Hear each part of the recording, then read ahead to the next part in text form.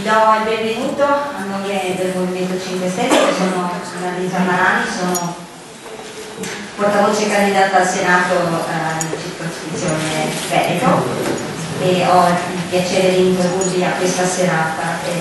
Sarà articolata molto velocemente con delle presentazioni, come vedete siamo in tanti, cercheremo di essere veloci nei nostri interventi, ma ci teniamo ad esporre ognuno una parte del programma, una tematica, in modo tale da relazionarvi su quello che è il Movimento 5 Stelle e come è programmato per operare.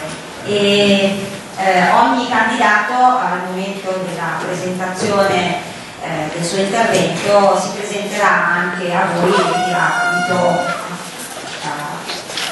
da dove procede, dove è candidato e quali sono l'argomento che porterà alla vostra conoscenza.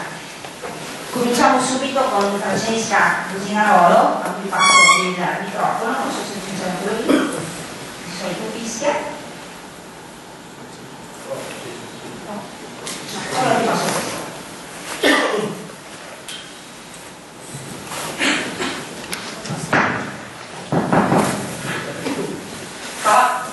Analizziamo su questo, sai? Uso questo? Sì, perfetto. Allora, buonasera a tutti, sono Francesca Cusinarolo, ho 29 anni, sono di Verona, in posizione a Verona, sono però originaria della Bassa Padovana, quindi qua vicino, Santelmo, vicino a Soresino. Allora, io sono laureata in giurisprudenza, sono quasi avvocato, ho fatto l'esame di dicembre. Allora, cos'è il Movimento 5 Stelle? Il Movimento 5 Stelle intanto non è un partito, non immaginatevi che noi siamo strutturati con i dirigenti, no, noi siamo cittadini e siamo assolutamente, la nostra organizzazione è fluida, come l'hanno definita, siamo una rete di persone che si sono associate in vari gruppi sul territorio, di cui hanno vivo avete il vostro gruppo, tra l'altro avete anche un paio di consiglieri in consiglio, che come lavorano i gruppi del Movimento 5 Stelle? Sostanzialmente, siccome per noi la politica non è una professione, noi pensiamo che la politica sia una sorta di volontariato. Difatti, per riavvicinare lo Stato e i cittadini ci poniamo diverse prerogative. Prima di tutto, tutti quanti i candidati non hanno tessere di partito. Quando hanno presentato la loro candidatura hanno presentato anche allo staff il proprio casellario ufficiale, il certificato penale che dovrà essere completamente in bianco, quindi non dovevamo e non abbiamo reati pendenti, non abbiamo condanne per reati pendenti. Allora io questa sera vi volevo parlare di una delle nostre stelle, ne abbiamo 5, sono diciamo così indicate in maniera così approssimativa, però di volta in volta queste stelle a seconda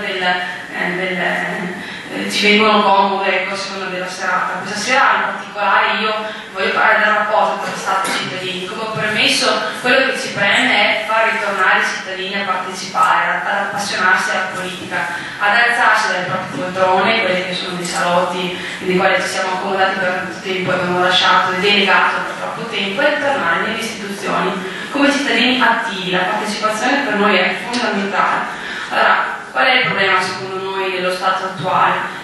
Che c'è troppa burocrazia, lo sapete benissimo, ogni volta che si va in un ufficio bisogna fare la carta qua, l'ufficio di là, l'autorizzazione di qua, quindi uno dei problemi è troppo burocratico.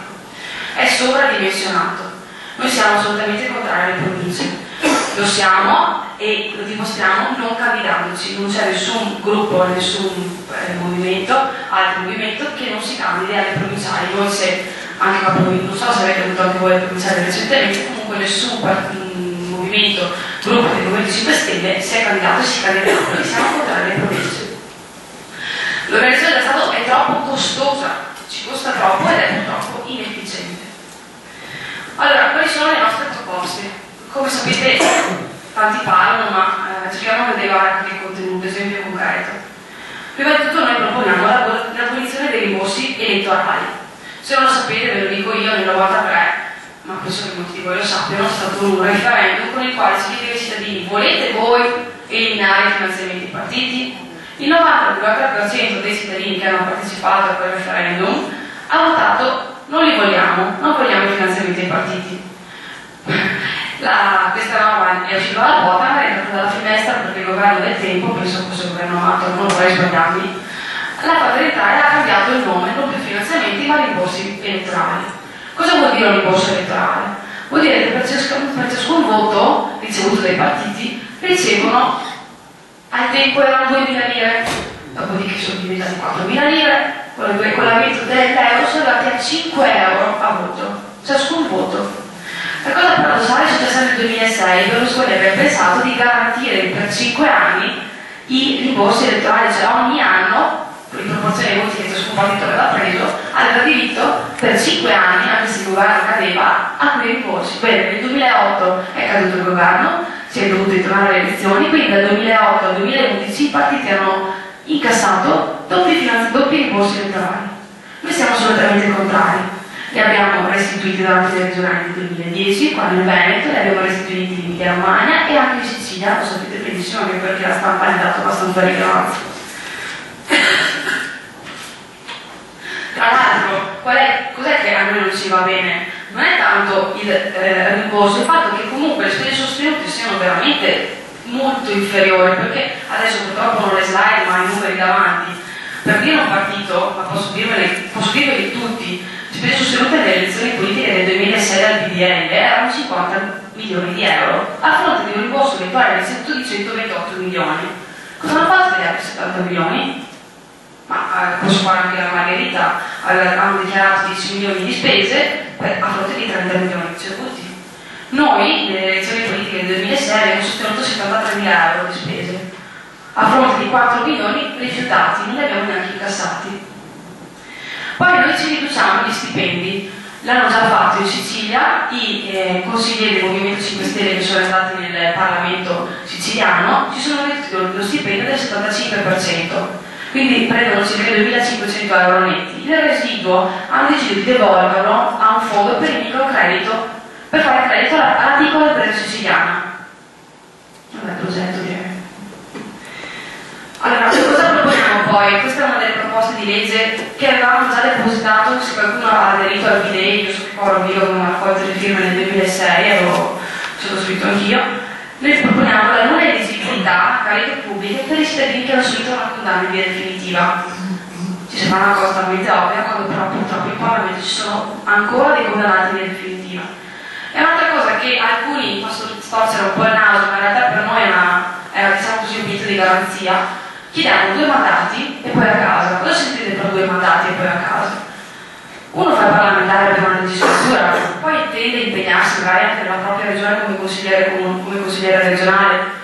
Bene, infatti 2 legislature, quindi 10 anni di attività politica, volontariato, per come lo intendiamo noi, basta, torna alla propria attività, al proprio lavoro, torna a casa. Per evitare quale problema? Il tappo di intrecci tra interessi personali e statali. Poi un altro punto del programma è di uno delle cariche. Quante volte sentiamo che ci sono sindaci, consiglieri, parlamentari che hanno, scusate, passatemi i termini, sedere su 2 cariche? No, basta. Una carica, uno fa il sindaco e la porta avanti fino alla fine, tra consigliere comunale, finisce di fare il consigliere comunale, può fare il consigliere comunale e il parlamentare, basta. Poi chiediamo anche che chi fa un'attività come parlamentare svolga solo quella. Non in maniera prevalente una e magari dopo fa, che ne so, apre un negozio, fa anche dell'altro. Sarebbe meglio che si dedicasse completamente per lo stipendio che prende a quell'attività. Allora, altre proposte per avvicinare lo Stato ai cittadini per togliere quel problema che parlavo all'inizio, troppa burocrazia. Accorpare i piccoli comuni. Il programma del movimento prevede, un accorpamento dei comuni sotto i 5.000 abitanti. Ultimamente quando è venuta fuori un video proposto addirittura sui 10.000, ma questo se ne parlerà, il programma del movimento è liquido, ma intanto c'è la proposta. Quali sono i vantaggi? Prima di tutti maggiori trasferimenti dallo Stato, quindi circa un 20% in più. E questo cosa comporterebbe? La possibilità di aumentare probabilmente anche lo stipendio degli assessori, dei consiglieri, del sindaco, che potrebbero impegnarsi in maniera prevalente, anzi unica, alla attività del proprio comune, alla gestione del proprio comune. Abbiamo anche delle proposte per introdurre, perché per noi è fondamentale la partecipazione, quindi una proposta per aumentare la partecipazione e aumentare la democrazia diretta al referendum senza quorum, propositivo. Adesso in Italia il referendum è solo abrogativo, cioè si chiedono ai cittadini: volete voi togliere il comma 2 dell'articolo 7 della legge X? E perché questo passi bisogna raggiungere il famoso quorum. Cosa vuol dire? Bisogna che vadano a votare più del 50% della popolazione. Togliendo il quorum, qual è la reazione? Che vanno a votare ovviamente le persone informate che hanno interesse a che quel particolare argomento venga affrontato e venga discusso, ma devono per forza anche quelli che sono votari. Non so se capite, adesso purtroppo chi va a votare per il referendum, purtroppo nel bene o nel male, solo chi ha interesse per il referendum. Togliendo il quorum, questo problema si supera. Tutte le persone si devono impegnare a partecipare all'attività pubblica anche attraverso il referendum. Finisco questo piccolo mio intervento con una frase che è di Martin Luther King, che ha detto: può darsi che non siate responsabili per la situazione in cui vi trovate, ma lo diventerete se non fate nulla per cambiarla. Grazie.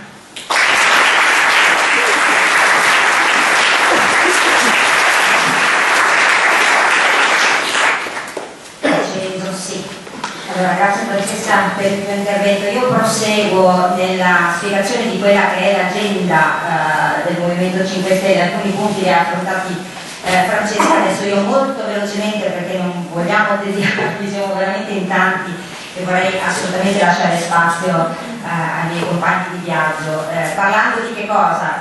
Di quelli che sono gli altri punti fondamentali per cui noi ci battiamo e faremo la nostra parte qualora saremo nella massima sede istituzionale. La legge anticorruzione. Trasparency International colloca l'Italia nel 2012 al 72esimo posto su 174 stati per quanto riguarda la lotta alla corruzione. Purtroppo la ratifica della Convenzione di Strasburgo del 1999 è stata ratificata dall'Italia solo a giugno dell'anno scorso dal governo tecnico di Monti. Questo dà l'idea di chi c'era prima, di come concepiva la necessità di fare una legge sulla corruzione. E quindi questo è uno dei punti sui quali punteremo fortemente perché venga attuata. Un altro dei punti che è stato ripetuto anche diverse volte durante lo Tsunami Tour è quello di garantire un reddito minimo di cittadinanza, perché purtroppo la crisi sta colpendo in maniera micidiale i cittadini, non solo i cittadini ma anche la piccola e media impresa. Questo determina stati di condizioni di vita assolutamente improponibili, per cui si ritiene giusto garantire un reddito minimo alle persone che si trovano in questo momento in difficoltà. In Europa ci sono già molti paesi che hanno adottato questo sistema con modalità diverse. Una di quelle a cui ci si può ispirare, a cui ci ispireremo, è il modello francese, che dà la possibilità per 3 anni di avere questo reddito minimo garantito, la possibilità di avere almeno 3 offerte di lavoro alle quali non si può ovviamente rinunciare pena la perdita di questo reddito minimo garantito, in modo tale da comunque dare un'offerta lavorativa ovviamente con la funzionalità e la professionalità adeguate per affrontare un nuovo posto di lavoro. In Francia, ad esempio, questo tipo di reddito di cittadinanza è garantito attraverso gli introiti che arrivano dalla tassazione sulle rendite finanziarie. In Italia sarebbe possibile, visto che c'è sempre la preoccupazione di trovare poi la modalità con cui finanziare questo tipo di intervento sociale, si potrebbe fare facendo il classico taglio alle pensioni d'oro. Quello che abbiamo proposto: ci sono delle pensioni che hanno veramente mensilmente degli importi stratosferici, non sempre corrisponde un adeguato versamento per ottenere quel tipo di importo, e quindi si proporrà visto che siamo in estrema emergenza, di intervenire subito con un tetto alle pensioni, 4-5 mila euro, tutto il resto va in aiuto a chi in questo momento è in estrema difficoltà. Ci sembra che sia un buon aiuto soprattutto in questo momento di emergenza. Per quanto riguarda un altro punto su cui ci battiamo è l'abolizione dei finanziamenti all'editoria. Qui lo dobbiamo spiegare perché è stato un po' ovviamente oggetto di discussione, ma perché? Perché in una relazione della Corte dei Conti sul rendiconto generale dello Stato del 2011, è l'ultimo dato certo che è disponibile perché non è ancora disponibile quello del 2012, per quanto riguarda il finanziamento all'informazione dell'editoria sono stati stanziati definitivamente 381 milioni di euro nel 2011. È già stato fatto un risparmio di 40 milioni di euro rispetto agli anni precedenti. Sono numeri importanti, però vi do un altro numero, peccato che non riesco a farvi vedere la slide. Ad esempio per le politiche per la famiglia sono stati stanziati 179 milioni di euro. Capite che la differenza è sostanziosa, soprattutto perché poi legati ai finanziamenti all'editoria ci sono purtroppo degli episodi di truffa e bancarotta fraudolenta che sono legati ad esempio al caso La Vittola, che è successo a novembre dell'anno scorso, per il quale la Procura ha indagato La Vittola per appunto una truffa di 20 milioni di euro, sono stati erogati illegittimamente al quotidiano Avanti. Sempre verso la fine dell'anno scorso, verso la fine di novembre dell'anno scorso, 110 milioni indebitamente percepiti dal Fondo per l'editoria del 2003 sono sotto accusa a 6 parlamentari, tra cui uno è Denis Giardini per il Giornale della Toscana, Sergio De Gregori per l'Avanti, Ciarapico per diversi quotidiani locali di Ciociaria, e poi c'è Libero, Roma, Riformista. Capite bene che sono soldi che distribuiti così e soprattutto indebitamente percepiti è impossibile e impensabile che si possa continuare in una gestione di questo genere. Dunque, un altro punto di cui vi voglio parlare e che ci tocca da noi molto da vicino è che ci batteremo per l'obbligatorietà della discussione delle leggi di iniziativa popolare. Noi con il primo Budei abbiamo fatto una raccolta di 350.000 firme nella speranza che questa proposta di legge fossero dibattute in Parlamento, ma in realtà nessuno si è fatto portavoce di questa discussione e quindi lo prendiamo proprio come comportamento del Movimento 5 Stelle, quello di andare a presentare in sede parlamentare la discussione delle leggi popolari che arrivano dalle associazioni o comunque anche attraverso quello che sarà il nostro canale di comunicazione, che sarà il sito internet, dove si registrerà, avrà la possibilità di proporre delle iniziative che verranno messe al voto e se supereranno la soglia del 20% saranno immediatamente portate dai rappresentanti in sede istituzionale. Quelle proposte invece che avranno in realtà una percentuale inferiore a questo 20% comunque si discuterà sulla validità, sulla bontà della proposta e si porteranno comunque in sede istituzionale. Questo per garantire sempre quella finalità che abbiamo come movimento di un rapporto diretto e di cittadinanza attiva e che abbia soddisfazione nella massima sede istituzionale. Un altro, molto velocemente, un altro fattore per cui ci battiamo molto è la libera informazione e soprattutto legata alle reti televisive meglio. Si propone una sola rete televisiva pubblica senza la presenza di alcun partito, come purtroppo invece adesso è gestita, e soprattutto coloro che saranno all'interno di questa televisione pubblica saranno scelti tramite curriculum, quindi fuori partiti, nel loro modo di mettere sempre a disposizione determinate funzioni solo per persone che non hanno ricevuto magari una posizione importante, vengono piazzati in termini un po' così da bar, però è di fatto è questo.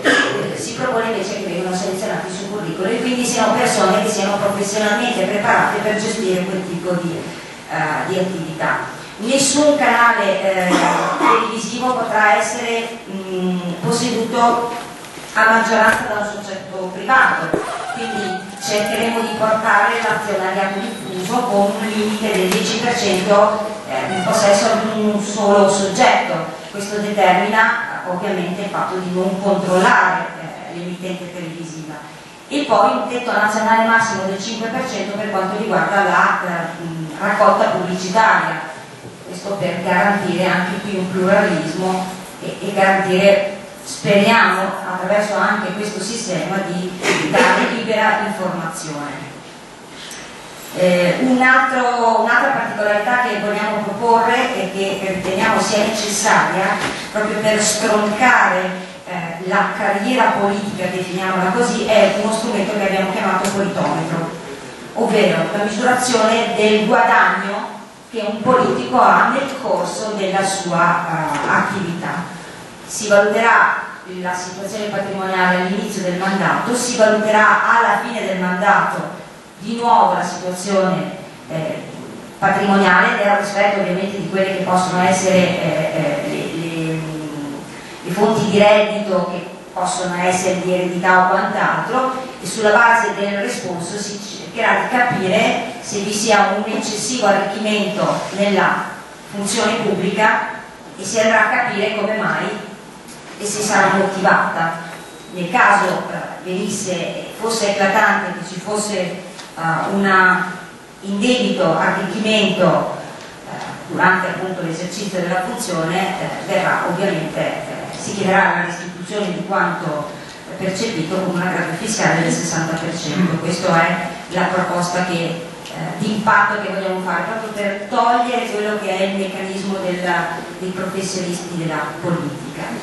Un altro elemento importante, e sto per concludere, la legge sul conflitto di interessi. È assolutamente più che mai necessario, lo sappiamo benissimo quali sono le conseguenze, l'abbiamo visto negli ultimi 20 anni. Aggiungo personalmente un timore che ho percepito nelle altre liste che si sono presentate in questo momento per queste elezioni. Il conflitto di interessi nasce quando concorrono alle cariche pubbliche coloro che hanno delle attività imprenditoriali. Le liste di Monti è piena di imprenditori, anche Oscar Giannino credo che abbia una buona fetta di imprenditori. Ho già sentito affermazioni del genere: quando sarà il momento di votare in aula una legge o un'attività che può entrare in conflitto con uno di loro usciranno dalla sala, diciamo dall'aula, e non parteciperanno al voto. Questo non è assolutamente una garanzia, perché hanno partecipato comunque alla realizzazione della legge, e quindi votare o non votare in quel caso non è assolutamente sufficiente. Vi aggiungo solo una cosa che io ripeto sempre e che vi invito ad andare a vedere, spero che la conosciate già. In internet, se cliccate sul canale YouTube Luciano Violante, intervento alla Camera dei Deputati del 2003, si è permesso di dire che di fatto c'è stato un accordo già nel 1994, quando è entrato in politica Berlusconi, c'è stato un accordo affinché, ve lo voglio proprio leggere perché è incredibile, perché è testuale. Dice: l'onorevole Berlusconi sa per certo che gli è stata data la garanzia piena, non adesso ma nel 1994, che non sarebbero state toccate le televisioni quando ci fu il cambio di governo. Andatevelo a vedere, perché è una dichiarazione lampante che hanno fatto un accordo per cui non gli sarebbero state toccate le televisioni, per cui il conflitto di interessi non sarebbe mai stato affrontato da parte dell'opposizione. L'informatizzazione e la semplificazione dello Stato è più o meno quanto ha detto già Francesca prima, quindi un completamento di quello che è l'informatizzazione, ma anche attraverso ovviamente una completa copertura a livello nazionale della banda larga, perché l'informazione viaggia sulla rete, noi lavoriamo con la rete, si lavora con la rete, e purtroppo l'Italia non è coperta così come lo dovrebbe essere. Chiaro che questo va aiutato ovviamente per tutta la popolazione che ha bisogno di un'educazione informatica, perché ovviamente non tutti siamo esperti nel settore, però questa va incentivata e anche attraverso la standardizzazione della dorsale telefonica. Questo è un punto importante e attraverso la riacquisizione della Telecom, del servizio di Telecom, l'ultimo miglio, e l'impegno appunto di fornire gli stessi servizi a prezzi competitivi, questo per ricordare quello che è la concorrenza in questo paese, che è una cosa che è abbastanza lasciata un po' a loro. Io concludo qui, spero di non essere stata troppo lunga, lascio la parola al candidato portavoce Giovanni Mizzi.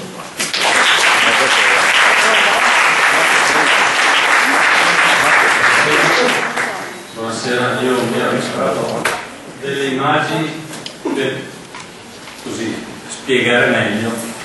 Mi ricollego a quello che... ma mi sentite lo stesso così? No. Va bene. Spiegare con un esempio quello che in parte vi ha già mostrato Annalisa, un attimo che apro. Allora,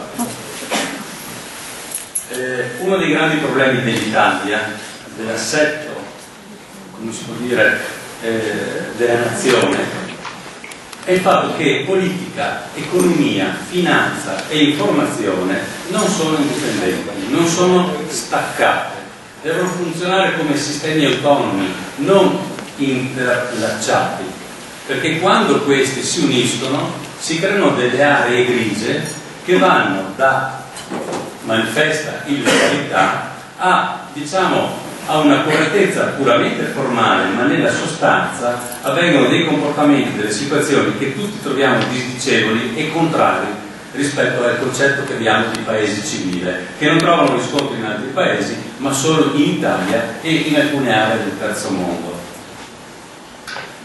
Non so se riesco a esprimere questa cosa con un esempio. Non so, immagino abbiate letto recentemente, perché la polemica è tornata fuori, chi era Mauro Tedeschini. Era il direttore della Nazione. La Nazione è il giornale più letto in Toscana. È stato nominato direttore nel luglio 2011, ad aprile 2012, dopo nemmeno 9 mesi, è stato defenestrato. Che cosa ha fatto di strano per meritarsi tanto? Ha osato prima pubblicare un articolo che diceva una cosa banale, anzi, sentendo quello che dice oggi Bersani, dimezzeremo i parlamentari, anzi lodevole. Cosa diceva questo articolo? Che la Toscana, con 4 milioni di abitanti, non può permettersi 65 tra assessori regionali e consiglieri, quando la California non li ha tutti questi, pur avendo 40 milioni di abitanti. Scandalo. Il giorno dopo la regione Toscana, voi sapete per chi è amministrata la regione Toscana, ritira immediatamente gli investimenti pubblicitari sul giornale. Voi capite che cosa accade. Passa nemmeno un mese, il comune chiede di emettere dei bond e chiede la cui fideiussione a Montepaschi. Parliamo di Siena, scusate. Montepaschi dice no, non siamo più in grado di fare operazioni di questo tipo, c'è una situazione di crisi, la banca non può essere più utilizzata per questo tipo di situazioni.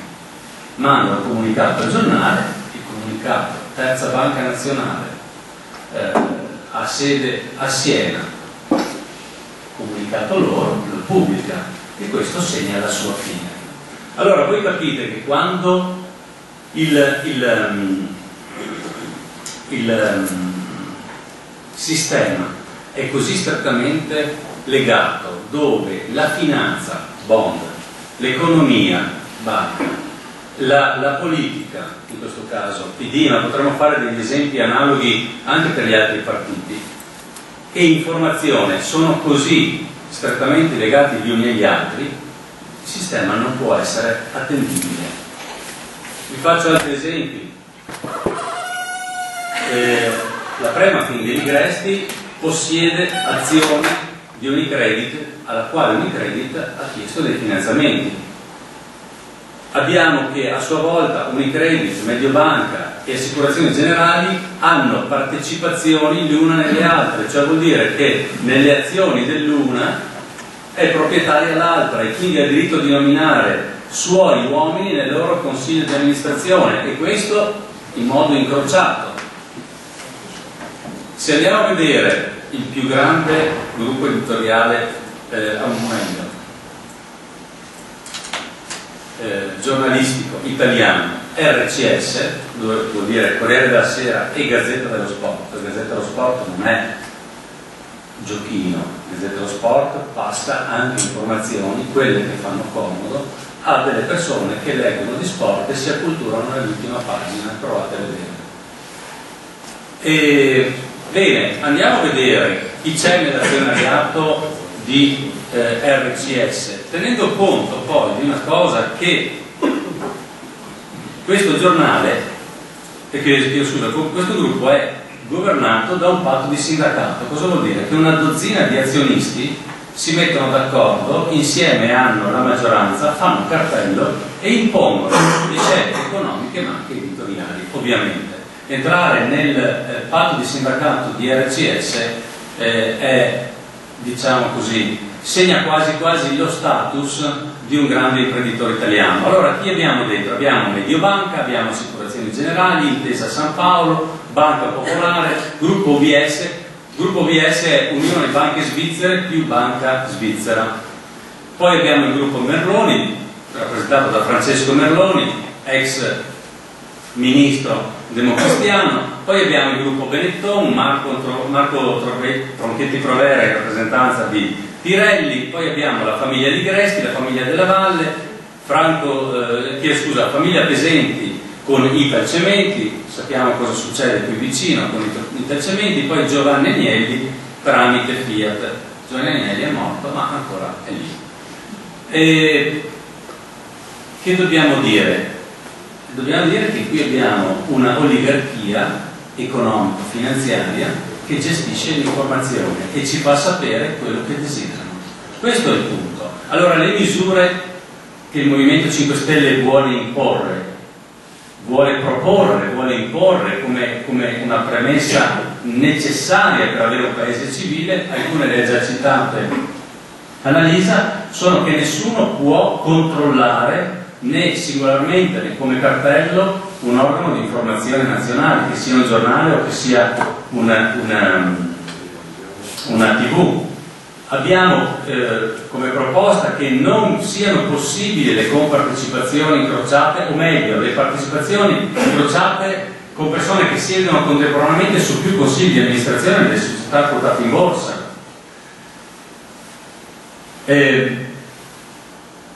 Chiedo scusa, un po' di stanchezza. Chiediamo che nei consigli di amministrazione non siedano persone condannate, così come avviene in Parlamento. Chiediamo in sostanza delle cose che sono assolutamente normali in altri paesi. Chiediamo la reintroduzione del reato di falso in bilancio. Chiediamo cose che noi dovremmo già avere. Allora, chiudo con questa riflessione. Se non le abbiamo già, possiamo credere ancora alle promesse di chi non le ha fatte o addirittura le ha boicottate, stralciate, abolite, distrutte?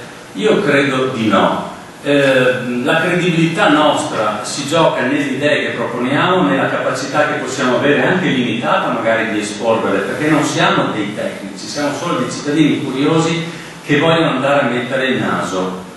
Dopo aver messo il naso, adesso vogliamo andare a mettere piede, e quando avremo messo piede vorremmo mettere le mani.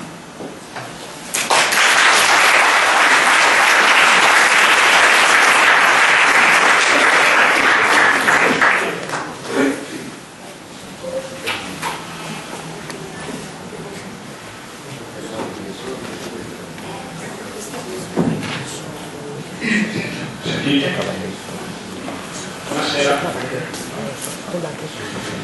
sono Giuseppe Dal Passo, 43 anni, faccio ingegnere civile e professionista e sono originario di Fabozze. 4 anni fa sono andato a vivere a Verona a causa del matrimonio. Mi mi occupo di edilizia e in particolare di tutto quello che ruota attorno all'efficienza energetica. E questa sera vi parlerò di alcuni aspetti di una stella enorme del nostro programma, che è quella che riguarda l'energia. Dovrò essere molto spiegato nell'espormi perché i tempi sono quelli che sono, però vorrei subito farvi notare che parlare di energia oggi e di problemi legati all'energia significa automaticamente in Italia, in particolar modo, parlare di problemi di crisi di lavoro. Se la cosa non è evidente, lo scoprirete mentre appunto ve ne parlo, ma penso che il pensiero vada subito al discorso, ad esempio, della crisi pazzesca che sta investendo il settore dell'edilizia.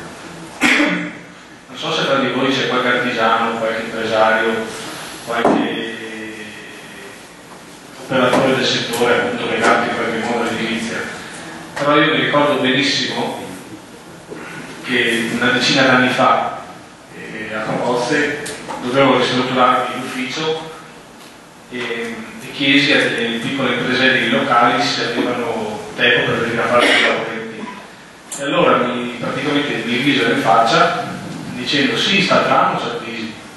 Cioè l'attesa era il lavoro che aveva talmente tanto che si prendevano impegni un anno per l'altro.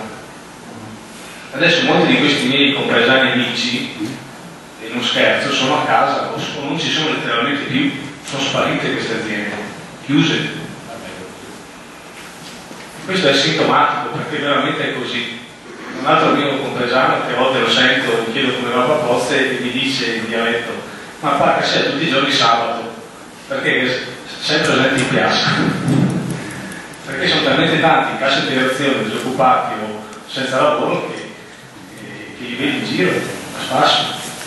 Allora, chiusa la digressione, torniamo al discorso riguardante il programma sull'energia.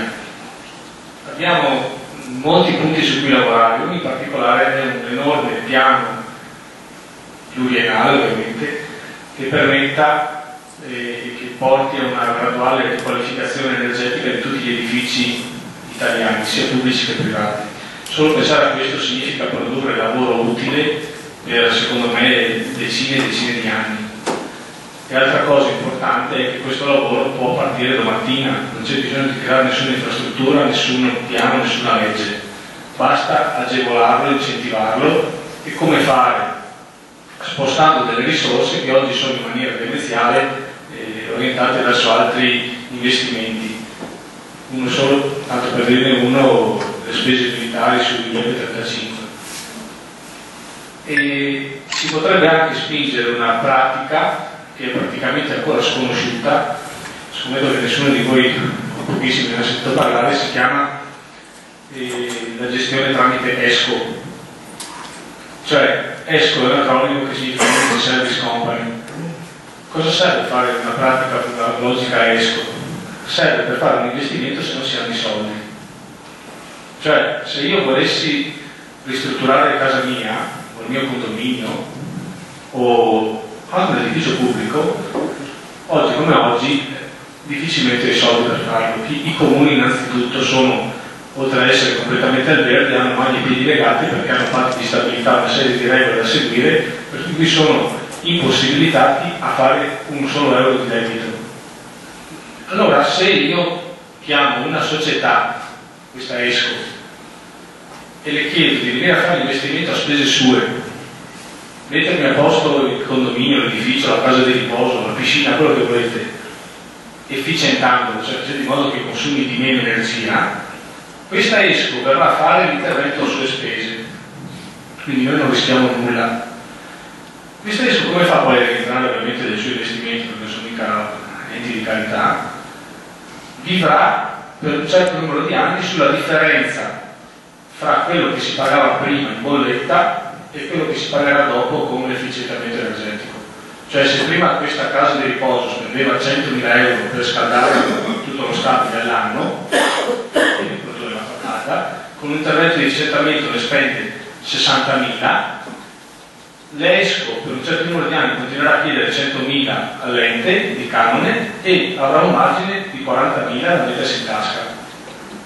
con un numero di anni sufficiente rientrerà del suo investimento col suo utile e allo scadere degli anni l'ente diventa padrone al 100% dell'impianto, non pagherà più i 100.000 fissi ma pagherà la bolletta reale che è più bassa.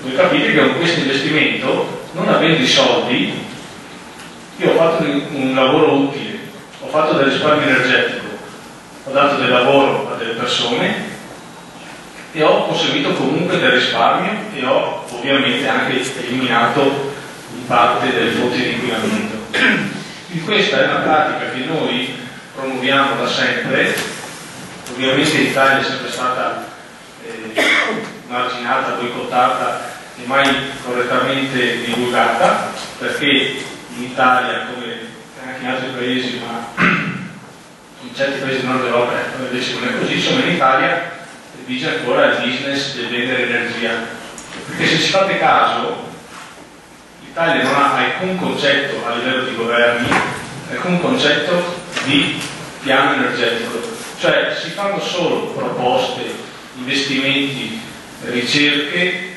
solo col fine di dare ulteriori offerte di energia, non col fine di risparmiarne. Quindi si parla di fotovoltaico, di fonti rinnovabili a vanvera, ma sempre senza come contrappeso produrre una riduzione di produzione di energia da fonti fossili. Quindi l'energia se ne offre sempre di più e non si pensa a risparmiarla. Questo è un primo esempio che possiamo farvi di proposte che portiamo avanti per fare risparmio energetico e dare lavoro al contempo. Un altro aspetto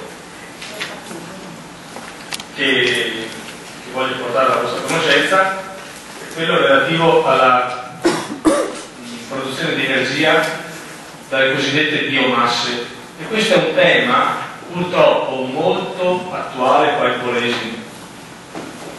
Credo che quasi ogni comune del Polesine sia stato toccato recentemente negli ultimi anni da casi, a volte andati a buon fine, a volte fortunatamente fatti finire e fatti scappare, di imprese che si proponevano per installare centrali a biomasse.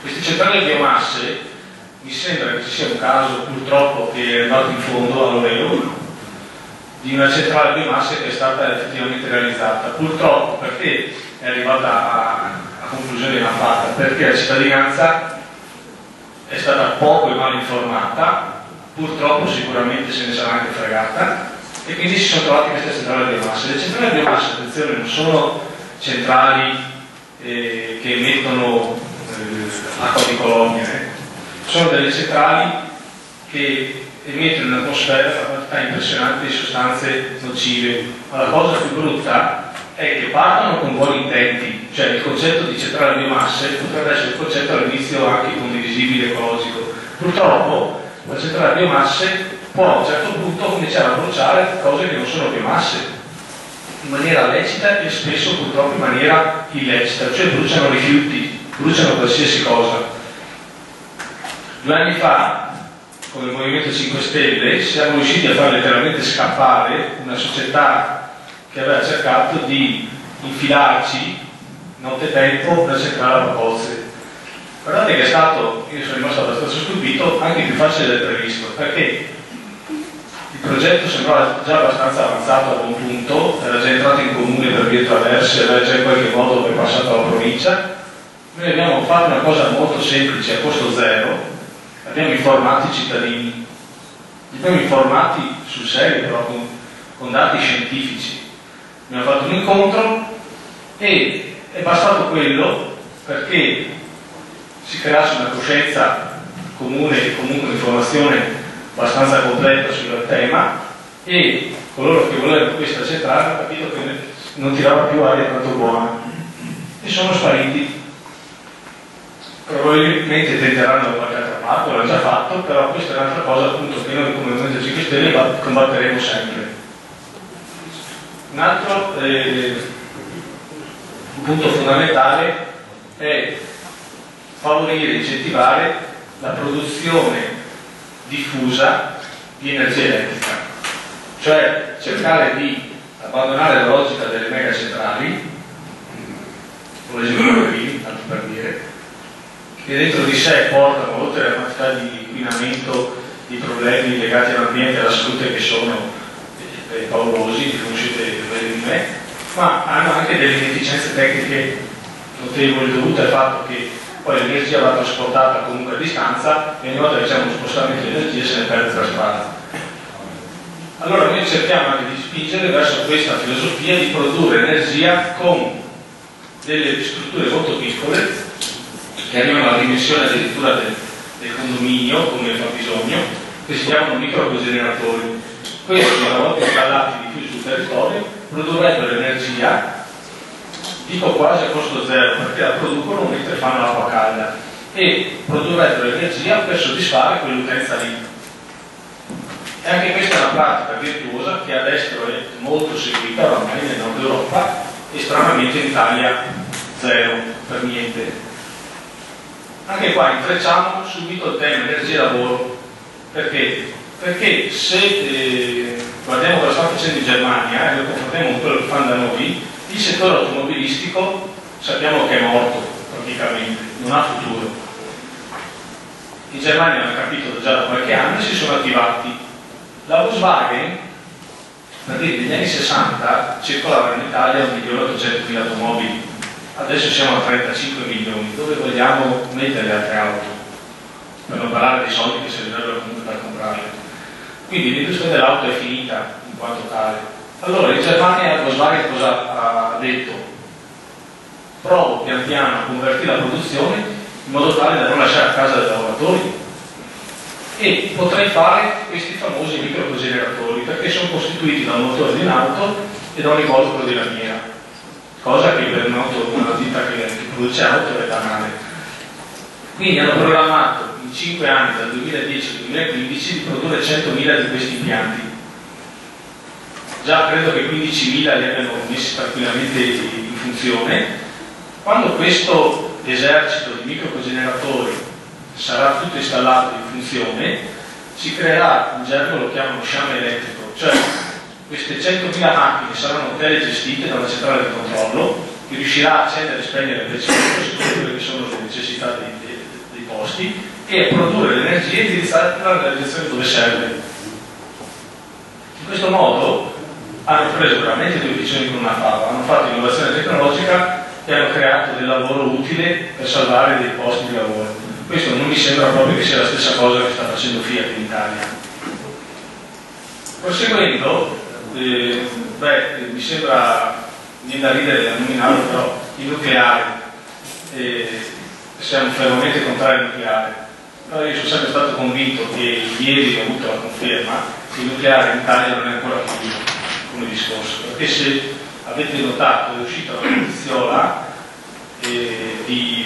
dell'area di Monti con la quale ha lasciato capire che insomma parlava un suo candidato, un presunto esperto di ambiente e di tecnologie, credo fosse un professore all'Università di Padova, che ha detto che in fondo sì, il nucleare bisogna un attimo star fermi, però si stanno studiando delle soluzioni innovative, i reattori di quarta, quinta generazione di andare.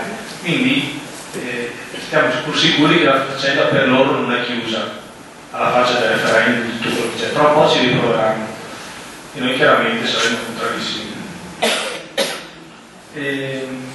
Passo ora a fare un esempio proprio di concreto di come si può veramente mettere in pratica uno spostamento di priorità da un investimento folle e inutile a un investimento utile. Parliamo di efficienza energetica. Allora, esistono studi, quindi non lo dico io, lo dicono enti scientifici come l'ENEA del 2009, che dicono che prendendo la stessa somma che è stata stanziata per fare quell'idiozia del buco del TAV, 8,2 miliardi di euro secondo i dati del Ministero, quindi come minimo sono sicuri, spostando quella cifra lì sull'investimento in efficienza energetica degli edifici, prendendo 15.000 edifici pubblici come scuole ed efficientandoli, cioè fare della ristrutturazione finalizzata a far sì che questi edifici consumino meno energia, quindi fare cappotti, cambiare i serramenti, cambiare gli impianti generatori di calore, tutte queste tecniche che si fanno appunto per isolare di più il fabbricato, si darebbe primo lavoro a 150.000 persone, mentre dati ufficiali del TAR dicono che quegli 8 miliardi danno lavoro a 6.000 persone. Con il TAR genero, facendo la divisione, 0,7 posti di lavoro per ogni milione di euro che butto in quell'investimento. Se faccio la divisione fra gli 8 miliardi di euro e i 150.000 posti, vengono fuori circa 18 posti di lavoro per ogni milione buttato in quell'attività. Quindi la convenienza è fuori discussione. Secondo, efficientando questi edifici, il risparmio medio che ne viene fuori è del 20%. Siccome questi edifici hanno un costo totale di circa 1,8 miliardi di euro, un 20% sono circa 400 milioni di euro che ogni anno lo Stato, essendo questi edifici pubblici, si tiene in tasca perché sono bollette meno care. Allora questi 400 milioni ogni anno, un po' alla volta, e qua si chiude il cerchio, ripagano l'investimento. Quindi se io facessi questi 400 e qualcosa milioni per 19 anni, tornerei a avere gli 8 miliardi a disposizione. Questo al netto di aumenti dell'energia che ci sono sicuri, quindi il difetto di ritorno comunque è più corto, ma il concetto fondamentale è questo, che l'investimento si ripaga da sé. E allora ho fatto del lavoro utile, ho creato posti di lavoro qualificati, perché montare dei serramenti, montare un cappotto non è come andare a vendere lo zucchero filato da una parte, ci vuole del lavoro qualificato. E terzo, ho comunque recuperato l'investimento e non ho fatto la cosa peggiore in assoluto che si deve fare, che si fa abitualmente oggi, che è creare debito pubblico. E, tornando invece velocemente al discorso F35, ogni aereo costerà circa 200 milioni di euro, previsioni recenti, e l'investimento sui 90 aerei sarebbe 18 miliardi, però il costo della vita stimato di uno di questi aerei, comprende il prezzo d'acquisto, costo di gestione, manutenzione, costo di volo, per ognuno di questi apparecchietti è di 700 milioni, vuol dire 63 miliardi negli anni in cui avremo questi, spero di no, avremo questi aerei. Il solo casco del pilota di questo aereo costa 2 milioni di dollari, che sono quasi 2 milioni di euro. Allora faccio un velocissimo raffronto con un progettino che ho fatto l'anno scorso col Comune di Parma, perché come Movimento 5 Stelle faccio consulente a titolo gratuito per il Comune di Parma. Abbiamo fatto un progetto di riqualificazione di una scuola piuttosto grossa, la scuola elementare e asilo, per riqualificarla, e questo cantiere alla fine, per i costi stimati, costava circa 900.000 euro e avrebbe portato un risparmio energetico dell'80%. Le bollette erano dell'ordine di 70.000 euro, quindi avrei risparmiato con l'efficientamento circa 56.000 euro all'anno. Ebbene, Parma non ha una lira da spendere, ha circa 800 milioni di euro per cause non nostre, come voi sapete, e quindi siamo in difficoltà a fare questo lavoro e stiamo sperando che la Regione finanzi, però i soldi sono pochi. Allora si tratta semplicemente di scelte. Con 2 milioni di euro che ho a disposizione o che voglio investire, è più sensato spendere in un casco di un pilota di un aereo militare o mettere al posto 2 scuole? Perché con 2 milioni di euro io metto al posto 2 di quelle scuole lì. E non sto neanche parlando di quello che è la messa in sicurezza strutturale, che è un altro problema enorme che abbiamo. Una scuola su 3 ha i soffitti che crollano. Anche in Val di Susa ci sono delle scuole che stanno cadendo a pezzi, hanno i tunnel lì vicino. Quindi è una questione di scelte, dipende da noi, dipende dal voto che daremo. Con questo io ho concluso e vi ringrazio per l'attenzione.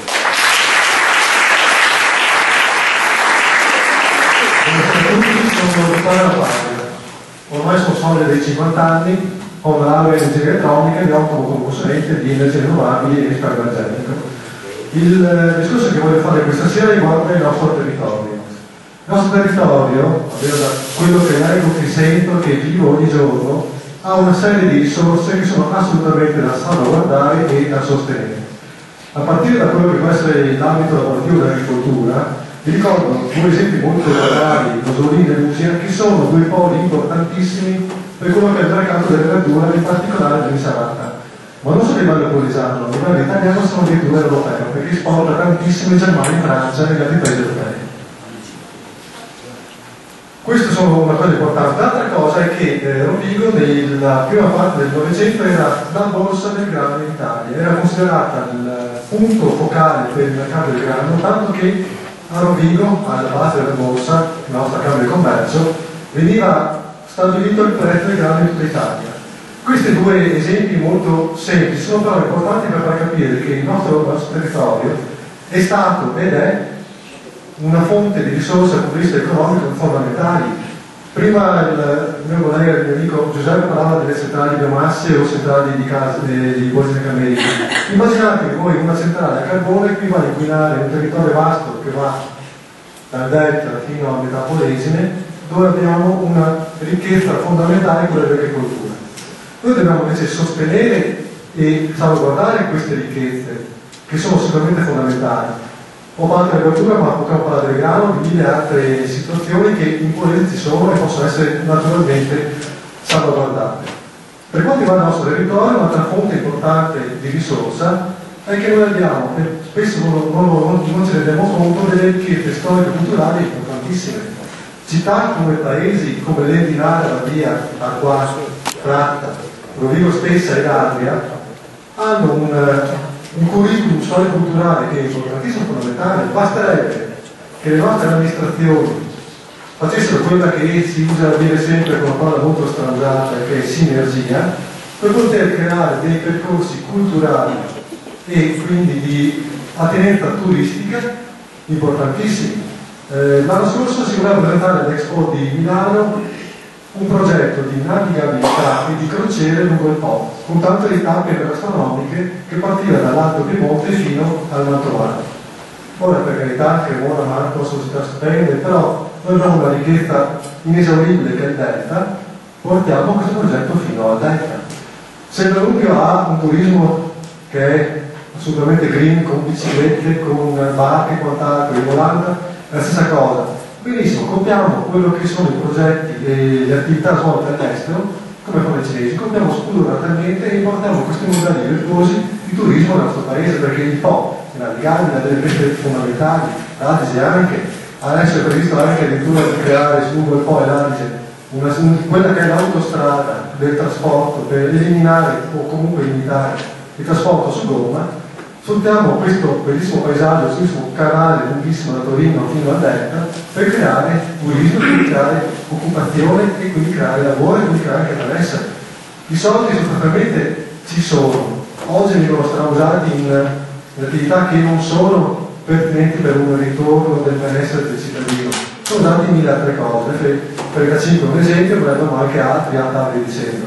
Quindi si tratta di prendere quello che viene diciamo buttato per opere inutili, sfruttandolo per quelli che possono essere invece investimenti assolutamente pertinenti e che portano poi una ricchezza, perché ripeto, il lavoro, come dice la Costituzione, è un bene fondamentale per l'essere umano. L'ultima cosa che voglio dire è legata semplicemente al discorso della salvaguardia del territorio. Nel 2010, fino al 2010, il consorzio di bonifica del Polesine riceveva 44 milioni di finanziamenti per l'opera di bonifica e sistemazione e salvaguardia del territorio. Nel 2011 si è ricevuti 4 milioni, il 90% se l'è tenuto lo Stato. Ora, finora abbiamo avuto un consorzio che meno male è riuscito a salvaguardarci da quelle che sono fenomeni di inondazioni, mentre al di là dell'Adige, come è successo 2 anni fa a Bolenta, hanno avuto purtroppo l'esondazione di alcuni fiumi, hanno avuto dei disastri dal punto di vista sia economico che comunque sociale, perché una casa che viene inondata non è certo una cosa positiva, anche perché poi c'è la rientra a posto, bisogna poi pagare per le sue spese di ristrutturazione della casa. Quindi anche qui ci sono delle ricchezze dovute anche alla nostra esperienza, alla nostra capacità di rendere il territorio sano e salvo, che però vanno salvaguardate. Quindi la possibilità di creare da un certo punto quello che è la salvaguardia del territorio come territorio per potersi vivere bene, creando poi su questo territorio quello che è un'occupazione di lavoro legata all'agricoltura, all'ambito ittico, all'ambito anche delle piccole e medie e micro imprese, all'ambito anche del turismo, per creare una spinta verso l'alto di quello che può essere un migliore benessere del nostro paese, del nostro Polese. Io mi chiudo qua perché vorrei parlare con altre cose.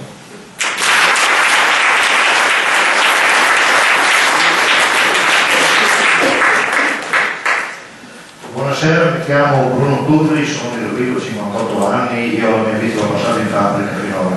Attualmente sono cassa integrato, Greenbank, azienda di liquidazione. Comunque quello di cui vorrei parlare io sono due parole che sono da un lato giustizia o legalità, chiamiamola, e dall'altro sviluppo. Sono due parole che potrebbero sembrare apparentemente non collegate tra loro, ma invece vediamo come sono connesse e come non ci sia una se non c'è anche l'altra.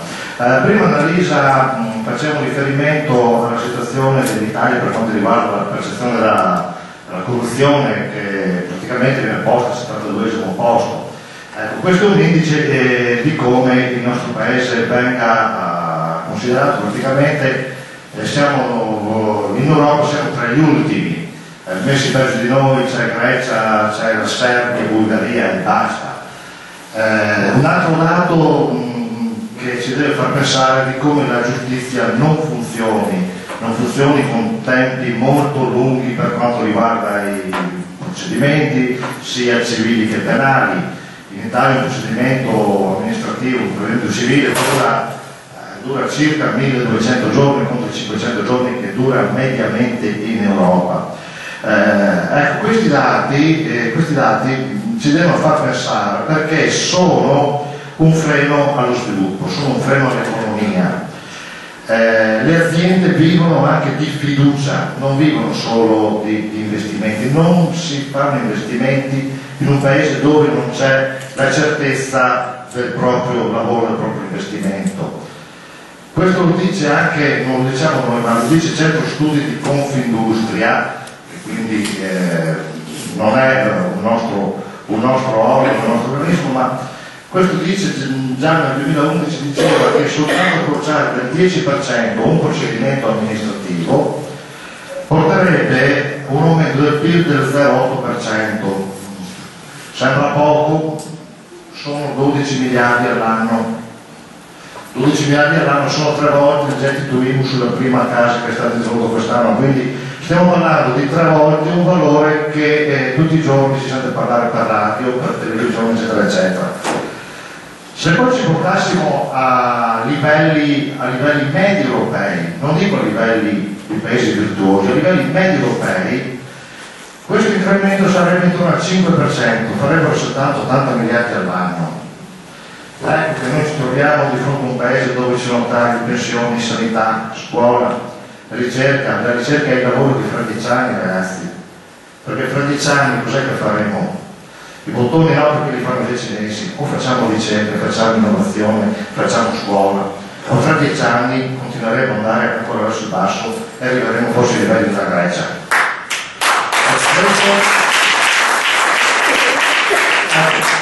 Sono numeri che non è che siano frutto di fantasie o di chissà che cosa, perché se noi pensiamo che corruzione ed evasione fiscale in Italia trainano 180 miliardi all'anno, io ho detto prima 70-80 miliardi, quindi non bisogna fare i miracoli per arrivare a questi livelli, basta soltanto fare quello che fanno gli altri già in Europa.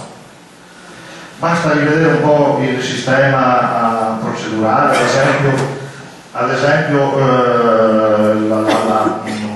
il ricorso o un abuso del ricorso che si fa nel procedimento, si fa un abuso del ricorso anche per arrivare alla prescrizione. Non è che uno faccia il ricorso perché si senta condannato in maniera eccessiva, ma lo fa perché così arriva la prescrizione. Quindi basta rivedere alcuni meccanismi, magari la prescrizione. Una volta che uno è stato o condannato in primo grado o obbligato a giudizio, la prescrizione decade, ma ci sono tanti altri sistemi per poter far sì, insomma, di arrivare a una giustizia che sia più efficiente. Oltre ovviamente anche un po' a investire. E guardate che quando si spende in qualcosa che poi ti ritorna, non sono soldi spesi, sono soldi investiti. Sono soldi investiti. Ecco, in ultimo quello che appunto vorrei dire è che non è che vogliamo la giustizia intesa come qualcosa che ci obblighi, che ci vieti, manettari, chiamiamoli come vogliamo. La giustizia noi intendiamo come qualcosa che ci dia certezza, diritti e dignità. Questo è quello che noi chiediamo. Grazie.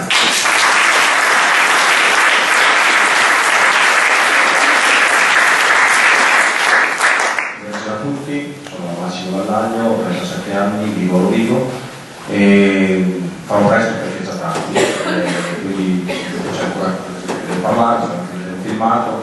Io comincerò col dire alcune cose. Intanto uno è stato ottimista, io ho detto 10 anni, io per quello che vedo in giro, girando per il mio lavoro, vedo una situazione molto molto brutta e non abbiamo ancora visto niente. Detto questo, il Movimento 5 Stelle non riuscirà a risolvere questa situazione, noi non riusciremo a risolvere, voi non riuscirete a risolvere questa situazione domani, sarà una situazione molto che si protrarrà per molti anni, i benefici, anche se dovessimo avere il governo, se dovessimo avere una maggioranza o una minoranza, saranno molto molto risicati, per cui step dopo step dobbiamo riuscire a cambiare l'ordine delle cose, però non voglio farvi tagliare bene perché c'è già un'aria molto pesante, quindi vediamo un attimo se non sono i punti che avevo preparato. Allora, io intanto sono padre di 2 bimbi e abito a Rovigo da 4 anni, ho avuto una parentesi in Emilia Romagna, per lavoro ho sempre un po' girato dappertutto e ultimamente mi sto dando da fare per quanto riguarda l'utilizzo dell'idrogeno come combustibile nell'autotrazione, sia leggera che pesante. È un percorso denso di ostacoli perché ho cominciato nel 2004 alla Fiera Mondiale del Metano di Bolzano a stringere i primi rapporti con i produttori di elettrolizzatori, che sono degli armadietti che producono, che separano, rompono le gambe dell'acqua con idrogeno e ossigeno, utilizzando dell'energia elettrica, poi vedremo. E questo è stato un mondo che mi si è aperto, perché naturalmente a 100 anni si parla di idrogeno, però sappiamo che l'idrogeno costa, per produrre idrogeno serve energia, l'energia è meglio utilizzarla direttamente nel processo produttivo, direttamente nel processo di forza lavoro e così via, illuminazione e quant'altro. E questo è un aspetto che io non toccherò direttamente, nel senso che oggi l'ingegnere Dal Basso parlava di efficienza energetica, quindi oggi abbiamo comunque edifici, automobili, anche dispositivi elettronici che consumano molto meno energia di una volta, quindi sicuramente questo aiuta. Abbiamo avuto e abbiamo tuttora un popolamento di parchi fotovoltaici o comunque di seti fotovoltaici e di fotovoltaico in generale, per cui sono cambiate le prospettive. Diciamo che l'energia non ce la regalano, non costa zero, costa molto, però sicuramente abbiamo dei picchi di energia, quindi delle sovrapproduzioni di energia in alcuni momenti della giornata piuttosto che del mese o dell'anno, e questa energia, come sappiamo, non può essere immagazzinata, l'energia viene persa. Circa un mese fa è venuto a trovarmi dal Brasile un ingegnere impegnato in un progetto molto interessante e mi sembrava un alieno, perché è venuto a propormi di utilizzare dei motori a gasolio miscelati con idrogeno per produrre energia elettrica, perché loro hanno tantissimo, hanno l'80% di uso elettrico nei periodi di pioggia, nei periodi di secco il picco del costo dell'energia sale alle stelle, quindi loro vogliono immagazzinare l'idrogeno nei periodi di pioggia e utilizzarlo in motori a gasolio nei periodi di secca per bloccare il costo dell'energia e fare dei contratti bloccati. Mi sembrava un alieno in effetti, perché qua da noi un progetto del genere non è neanche proponibile, perché a parte la diversità di produzione di energia, ma oggi per noi l'idrogeno è fantascienza e non è questo. Domani, anzi martedì, andrò al Ministero perché c'è sul tavolo del Ministero la normativa 630/2012, finalmente la normativa europea, che disciplina gli autoveicoli idrogeno, sia con motore a scoppio che a fuel cell, quindi a via di combustibile. Quindi sta per diventare una realtà, però è molto difficile, è arrivato adesso dopo un percorso di tantissimi anni e non è ancora finita, perché poi dovranno emanare una circolare alle motorizzazioni, gli ingegneri dovranno prepararsi per collaborare queste macchine, sarà un percorso allo stato, però se non cominciamo a muovere le acque, se non cominciamo ad agitare un po' le acque, saremo sempre fermi nel nostro immobilismo. E questo per quanto riguarda il mio lavoro, il mio settore, questo per quanto riguarda la politica. Quindi il parallelo con il Movimento 5 Stelle ci sta tutto, perché anche a me ridevano dietro quando parlavo di idrogeno nel 2004-2005, che si montavano neanche le cittadine dell'Italia come si montavano anche in Scandamagno, sulle macchine per farle andare, perché si montavano veramente di tutto. In quel momento abbiamo cominciato a parlare di idrogeno, ci vedevano dietro, oggi invece sta diventando una realtà. Speriamo che succeda la stessa cosa in parallelismo con il Movimento 5 Stelle. Un'ultima cosa, sono impegnato anche in un progetto di tracciabilità di interventi sui veicoli con lo smartphone e mi piacerebbe molto, perché questa è una cosa che ho pensato successivamente anche recentemente, ho immaginato un futuro dove ognuno di noi con lo smartphone può decidere, può partecipare direttamente alla votazione che magari in tempo reale avviene in Parlamento. Non è fantascienza, attenzione, perché mio figlio ha 2 anni, usa l'iPad come se fosse un foglio di carta, quindi ci stiamo arrivando. Oggi si attivano tantissime utenze, l'offerta minima è lo smartphone, per cui secondo me potremmo essere o dovremmo pensare a un mondo dove ognuno di noi decide per il proprio futuro e per il proprio bene, ma anche della collettività naturalmente. Grazie mille.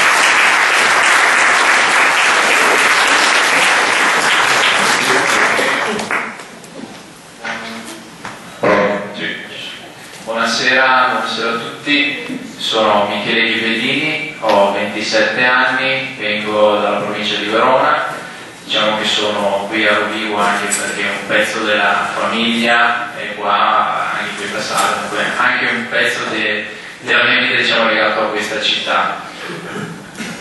Vorrei parlare, per chiudere un pochino quelli che sono gli interventi di questa sera, direi che si può dire di tutto tranne che il Movimento 5 Stelle non abbia un programma e che le persone che sono al suo interno non siano persone competenti, tecniche e che sappiano di quello che parlano. Una cosa a me preme sottolineare, ed è anche la ragione per la quale io sono entrato all'interno del Movimento 5 Stelle ed è anche la ragione secondo me per la quale noi ci differenziamo da tutto quello che è il resto dell'ambito politico e partitico italiano. La ragione è la partecipazione. La motivazione principale, come vi ho detto, è proprio perché ci sentiamo partecipi di un cambiamento che non è solo un cambiamento scritto sulla carta, ma un cambiamento che sta avvenendo nella realtà. Fare esempi sarebbe adesso forse fin troppo facile, basta vedere solo i discorsi che sono stati fatti a livello di dialettica, politica nazionale, le liste pulite, e non siamo neanche entrati in Parlamento, siamo ancora fuori. Questo è solo per dire come il Movimento 5 Stelle ha veramente la possibilità di cambiare. Forse non ci stiamo credendo ancora, lo reputiamo un sogno, una possibilità, però è attraverso la partecipazione che tutti noi questa sera possiamo veramente credere in un futuro, in un'Italia migliore. Io sono sinceramente stufo, parlo da giovane, parlo da anche giovane imprenditore, e che ci sia sempre qualcuno più bravo di noi, che la Germania sia sempre superiore all'Italia, e ve lo assicuro, ho un'azienda a livello meccanico e di inferiore ai tedeschi noi non abbiamo proprio niente, e non abbiamo niente nemmeno a livello culturale e mentale. Vogliamo qualcosa di meglio anche a livello istituzionale, ma questo come lo facciamo? Lo facciamo attraverso queste riunioni, attraverso il confronto con le persone, che non è un confronto di noi attraverso una sedia, una cattedra, come in questo caso. La differenza che mi sento di dire è che non c'è questo tavolo, io mi sento in mezzo a voi perché sono parte di un cittadino, sono un cittadino che sta parlando con persone visibili, e dunque non mi reputo uno dall'altra parte del muro, scusate, c'ho la luce in faccia che un po' mi disturba. Non mi reputo uno che vuole insegnare qualcosa, io voglio solo che passi il concetto all'interno del Movimento 5 Stelle: chiunque esprima un'idea, un'opinione verrà ascoltato. Non c'è differenza da chi magari fa parte, è attivista, perché non c'è più attivista, non c'è più portavoce di nessuno di noi. Non crediamo nei leader, questo anche sembra un discorso incredibile, pazzesco. Beppe Grillo chi è? Beppe Grillo non è il nostro leader, è il nostro portavoce, quello che ha l'impatto mediatico, ma a noi in questa sala, a livello di meetup, di assemblee, non c'è mai stato imposto nulla. Tu quando entri all'interno del movimento hai il dovere di rispettare determinate regole, queste regole sono state definite, tu entri già e sai già che ci sono, dunque è anche quasi difficile, impossibile che noi possiamo diventare come gli altri, perché noi abbiamo una struttura che ha definito determinate regole. Queste regole sono chiare e noi sappiamo quali sono. Dunque i 2 mandati poi a casa, il tetto dei 2.500 euro a livello nazionale, a livello in Sicilia, il resto lo restituiamo. ma veramente credetemi che quando diciamo che la partecipazione è fondamentale è proprio questo, perché nessuno ascolta le persone. Noi vogliamo essere questo cambiamento. Ci parlano che siamo la breccia, l'ariete che forse sta sfondando questo muro delle istituzioni, questo muro dei privilegi, ma la nostra campagna elettorale è uno tsunami. Dunque noi lo vogliamo abbattere, non fare una breccia, perché le brecce sì ci sono state anche clamorose. Ricordiamo una magari di 151 anni fa, che forse ha fatto in modo che l'Italia si unisse, un'altra nel 1989 che ha creato qualche cosa ancora di più importante. Dunque noi vogliamo essere questo tsunami che abbatterà il muro dei privilegi, e non solo per distruggerlo, ma per ricostruirlo insieme a tutti voi, perché ripeto, partecipare è l'unica via per entrare a far parte di questo cambiamento, non ci sono altre storie. Grazie.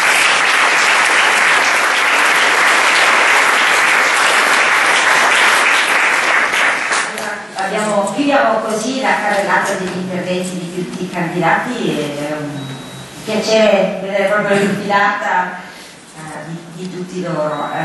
Ci prendiamo una piccola pausa di 4 minuti, vi facciamo vedere finalmente il video che volevamo farvi vedere all'inizio. Questo vi darà modo di avere 4 minuti di tempo per forse riordinare un po' le idee, e poi siamo a vostra disposizione per le domande, per le curiosità, per quello che avete da chiederci. Cercheremo di rispondervi, spero, con soddisfazione. Intanto ci vediamo questo 4 minuti di video, e se qualcuno mi aiuta a spegnere le luci che le ho poi dire.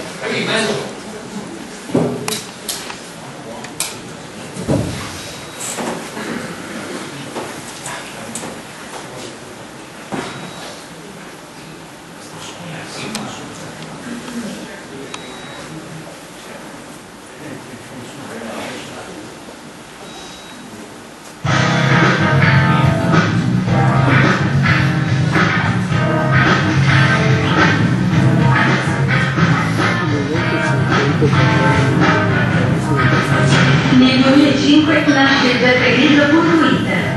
Nell'arco di brevissimo tempo diventa il 7° blogger più visitato sul pianeta.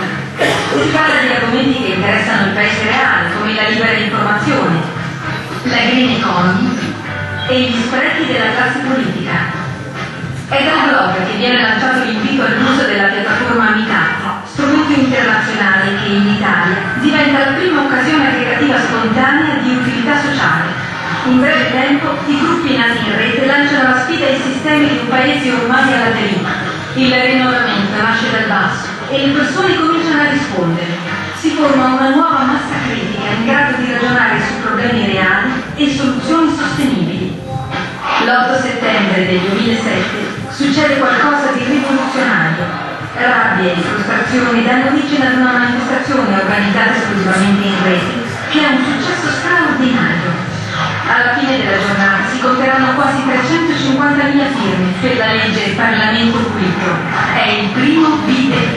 25 aprile 2008, secondo V-Day. Questa volta si promuove l'abolizione del finanziamento pubblico all'editoria, della legge Gasparri e dell'ordine dei giornalisti.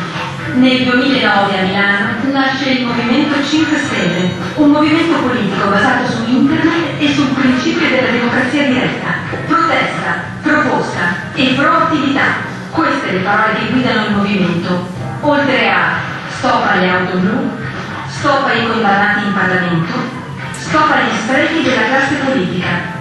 La partecipazione collettiva è la chiave di un nuovo modo di fare politica, che non sta né a destra né a sinistra, ma avanti.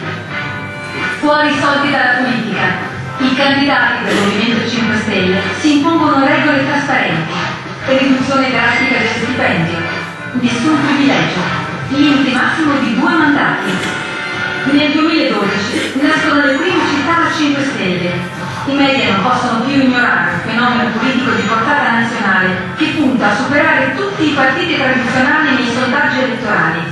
Il Movimento 5 Stelle ha un programma definito insieme ai cittadini attivi. Acqua pubblica, energia pulita e a basso costo per un pianeta migliore,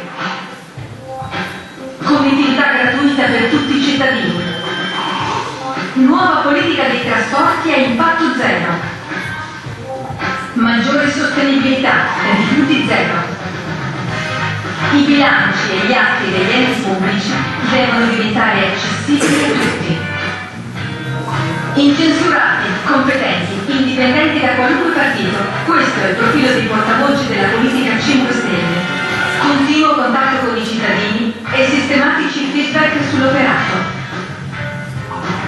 Ripristinare il controllo effettivo degli elettori sugli eletti è il primo passo per evitare una nuova deriva della classe politica. Il futuro del Movimento 5 Stelle non è quello di porsi come un partito alternativo. L'ambizione è promuovere un nuovo modo di pensare, una nuova consapevolezza civica in grado di riprendersi il paese. Fuori tutti è lo slogan. L'Italia è degli italiani e deve tornare agli italiani.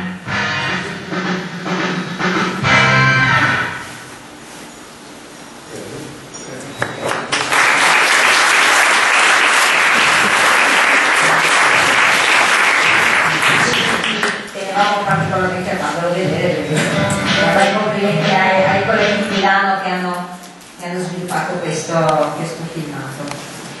Prima di lasciare lo spazio alle vostre curiosità, alle vostre domande, faccio una piccola comunicazione di servizio in modo tale da cogliervi ancora tutti presenti. Siamo alla ricerca, non so se avete consultato il nostro sito internet o blog. Abbiamo la necessità di raccogliere adesioni per fare i rappresentanti di lista. Sono coloro che partecipano all'apertura delle urne e vigilano sull'effettivo buon andamento dello scrutinio delle schede. È un'attività che viene fatta ovviamente necessariamente bisogna fare parte del movimento, ma è un modo per rendersi attivi, per darci una mano e partecipare con noi a questo diciamo, evento che è per noi la presentazione alle candidature. Quindi se qualcuno di voi volesse avere qualche informazione, volesse partecipare in qualità di rappresentante di lista, si può fermare un attimo, diamo delle informazioni. È comunque prevista una o due serate, sono previste meglio, dove vengono spiegati i meccanismi e dove si può venire diciamo, istruiti su quelle che sono le attività da condurre e i resoconti poi successivi. Questo è quanto. Lascio a voi la parola, spero che abbiate delle curiosità e siamo qui a disposizione in modo tale da farle. Ho già visto una mano alzata, vado di qua e poi dopo passo. Buonasera a tutti, naturalmente personalmente condivido tutte le proposte di iniziativa Movimento 5 Stelle, però la domanda che volevo farvi io stasera in qualità di responsabile della LAB territoriale è ormai risaputo che dopo le ultime uscite anche di Grillo il Movimento 5 Stelle è contrario alla vivisezione. Volevo un po' però conoscere quelle che potrebbero essere le iniziative o le idee che potete avere per quello che riguarda poi decisioni a livello parlamentare, per quello che può essere definita la legge sulla calza che da anni stanno cercando di affossare il lavoro di calciatori o l'abolizione degli allevamenti di animali da pelliccia, la dismissione dei animali dai circhi, sono tutte attività che vivono comunque con il sostegno da parte dello Stato, altrimenti sarebbero già chiuse da anni. Io volevo sapere un po' la vostra idea su queste tematiche. Rispondo io. Allora, Becca è una persona che c'è una morte di cacciatori. A Verona stanno facendo, non le dico quante mozioni, interrogazioni, perché purtroppo il sindaco è presidente dei cacciatori non so se addirittura del Veneto. Purtroppo però Paolo chiede al mercante. Il problema della casa, io adesso verto su questa cosa perché personalmente sono anche una giurista e per me è assurdo che una persona con un fucile in mano possa entrare nella proprietà privata delle persone, dei cittadini privati, addirittura nei momenti in cui queste stanno per ipotesi raccogliendo la frutta, stanno vendemmiando frutta o uva o olive. È assurdo e soprattutto poi ci sono le conseguenze. Le problematiche sono dal punto di vista naturalistico, distruggono il territorio, non hanno nessun rispetto delle spezie cacciabili, quindi tutti i problemi della legge in deroga, eccetera. Quello che abbiamo poi approfondito in una serata ad hoc che abbiamo fatto a giugno a Verona con la LAC, quindi abbiamo avuto il presidente della Regione Veneto, il presidente nazionale, che ci hanno parlato, è stata una serata veramente interessante, è che bisogna intanto partire con il rispetto delle regole, ma di tutto, infatti c'era da noi che diceva c'è un problema fondamentale che non vengono rispettate nemmeno le leggi imposte dall'Europa, che sarà il problema della cassa in deroga. E di conseguenza, sinceramente, bisognerebbe anche, adesso io parlo a titolo personale, perché la posizione del movimento è assolutamente contraria alla caccia. Io l'ho detto tantissime volte sul blog, oltre ad essere contraria alla dissezione. E non lo so se in futuro si potrà riproporre il famoso referendum che era stato fatto per abrogare la legge, che era assolutamente fuori del tempo, perché parliamo di una legge che nel periodo fascista era quando la gente aveva bisogno di mangiare, adesso come adesso è diventato piuttosto uno sport e anche un po' cruento, direi, soprattutto considerato il fatto che è pericoloso, cioè le persone non hanno più la libertà di muoversi veramente nei parchi, nei sentieri, senza rischiare di prendere un pallino, o addirittura le persone in casa si sentono i pallini che arrivano sul tetto, è assurdo. Quindi per quello che ci riguarda, parlo a titolo personale, io credo che ci sia un problema portare avanti azioni condivise anche con associazioni quali quelle che difendono la tutela degli animali e soprattutto contro la caccia, assolutamente. C'è qualcun altro che vuole intervenire? Prego. Niente, Pietro. Allora, innanzitutto complimenti a tutti per la buona volontà finalmente di dire qualcosa di chiaro.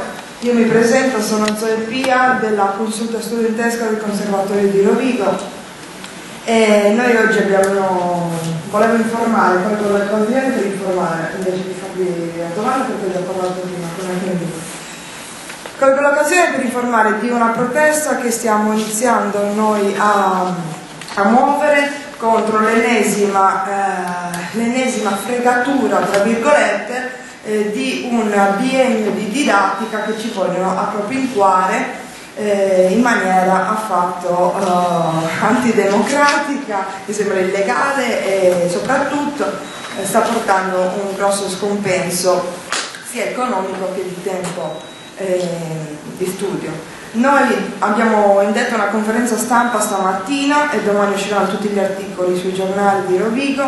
Stiamo contattando tutta Italia, oltre ai sindacati che purtroppo io gli ho anche fatto presente che appunto stanno sorgendo diverse proteste anche nei confronti dei sindacati che stanno dormendo.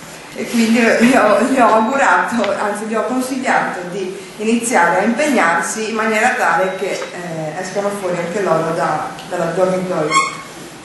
Io lunedì praticamente ci sarà la terza prova di ammissione a questo biennio di didattica non abilitante, del quale dovrà uscire ancora un decreto che specificherà la reale valenza dello stesso, il quale costa 4.000 euro, ha delle prove di accesso assolutamente poco sensate, perché abbiamo fatto un paragone sia con il Conservatorio della Svizzera italiana che con i conservatori europei e abbiamo visto che in Belgio c'è un corso abilitante, quindi non abilitante ma abilitante, che dura un anno, costa 75 euro e appunto è abilitante. Invece noi ci vogliamo far fare un biennio di didattica non abilitante che dicano sia un titolo di accesso al tirocinio formativo attivo, ma questo si vedrà dopo le elezioni. Quindi noi intanto ci dobbiamo iscrivere, spendere 2.000 euro e sperare. Non dico neanche che vado in chiesa, perché in chiesa non ci vado, quindi dobbiamo sperare. Noi siamo stufi, veramente stufi, i musicisti purtroppo oggi dormono, soprattutto gli studenti del conservatorio hanno paura di parlare, non dicono mai nulla, siamo una massa di disoccupati. Se noi andiamo a vedere gli ultimi laureati, ma non dico di tanto, 5 anni, non ce n'è mezzo che fa il musicista, Non dico tanto l'insegnante, che quello poi è per molti un ripiego, ma il musicista. Abbiamo fatto un calcolo che se non risparmiamo il Presidente della Repubblica potremmo creare un festival in ogni angolo dell'Italia. Dunque, in effetti per fare le cose molto spesso non ci vuole tanto, ci vuole solo un po' di intelligenza e bisogna riuscire a questa dittatura dove siamo finiti, perché fondamentalmente a me non mi pare di essere in democrazia, proprio per niente. Ho 3 lauree, 26 anni, sono sempre stata elogiata, sempre, borse di studio, migliore allieva, e cosa mi ritrovo da avere? Niente. Mi vogliono far fare altri 3 anni, forse 4, pagando 6.500 euro in totale. Per cosa? Perché poi i posti di insegnamento non sono garantiti. Cioè è una beffa dietro l'altra. Una beffa dietro l'altra. Poi chiamiamo CGL e ci dice il contrario della UIL. La UIL chiamiamo e ci dice il contrario dell'AIL. Ma bisogna aspettare il decreto. Morale della favola è questo. Noi lunedì vogliamo bloccare la terza prova di questo esame di ammissione che non serve veramente a niente e vogliamo aspettare almeno le elezioni per capire questo decreto cosa ci dia. Quindi chi di voi avrà piacere di venire a sostenerci lunedì mattina, noi saremo lì. Io, per attirare anche l'attenzione dei giornali, ho dovuto dire che salirò sui tetti e minaccerò di lanciarmi, perché vi ho detto che a questo punto non lo so cosa c'ho da perdere. Ho 3 lauree, 26 anni e continuano a volermi infangare là dentro. Ho detto io salirò sul tetto del conservatorio, non ho nessun problema. Sono sarda, sono qui da 6 anni, ho fatto appunto tutti i miei bienni e sapete anche voi che sardi quando si girano i 5 minuti o prendono i taglierini che si tagliano le penne davanti alle telecamere come avete visto, oppure io salirò sul tetto del conservatorio. Così vediamo se arrivano a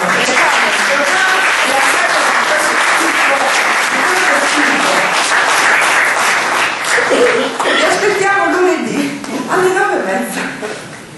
Grazie. Grazie a te per l'intervento. Fa male cozzare contro una realtà del genere, soprattutto quando c'è una formazione professionale, perché di fatto con 3 lauree c'è una formazione professionale giovane con determinazione così, ed è veramente una sconfitta ascoltare racconti di questo genere. Ovviamente ci ha toccato molto questa cosa, molto. Tra l'altro vi ho citati nei giornali, quindi perché ho parlato col movimento, tra l'altro ho citato il Movimento 5 Stelle nella conferenza stampa di stamattina, perché sono gli unici che ci hanno ascoltato, quantomeno ascoltato. Quindi io, pur non volendo magari, perché possiamo avere idee differenti oppure vogliamo essere apolitici, ma è impossibile. Oggi bisogna prendere una posizione e gli unici sono loro, gli unici che vogliono cambiare veramente qualcosa. Quindi io li ringrazio personalmente a nome anche di tutti gli studenti del conservatorio e speriamo di vedervi con noi anche lunedì.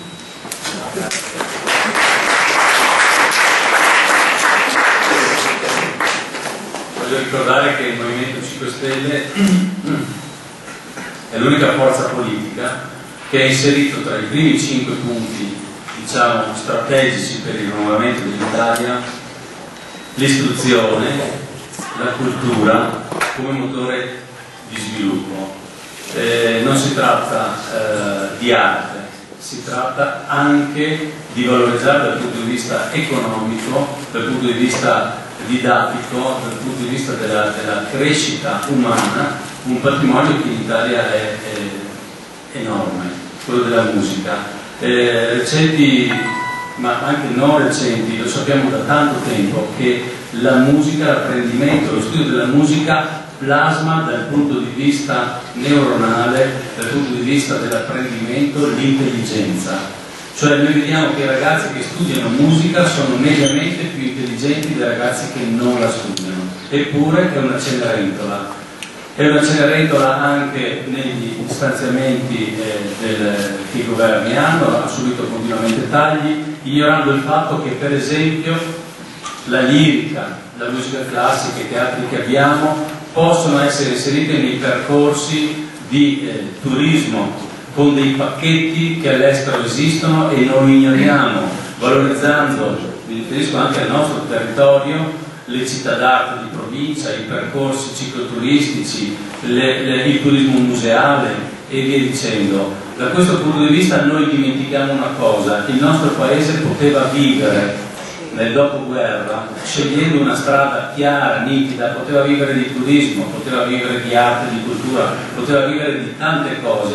Ha scelto per interesse di pochi una strada confusa e che ormai è cieca. Noi abbiamo la possibilità adesso di aprire di nuovo una finestra di cambiamento e di speranza, e quello che vi sento di dire a Zoe è che ce la possiamo ancora fare.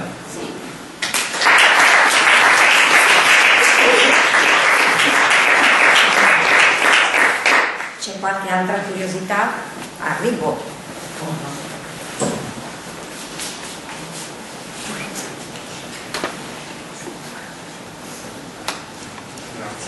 Buonasera, mi chiamo.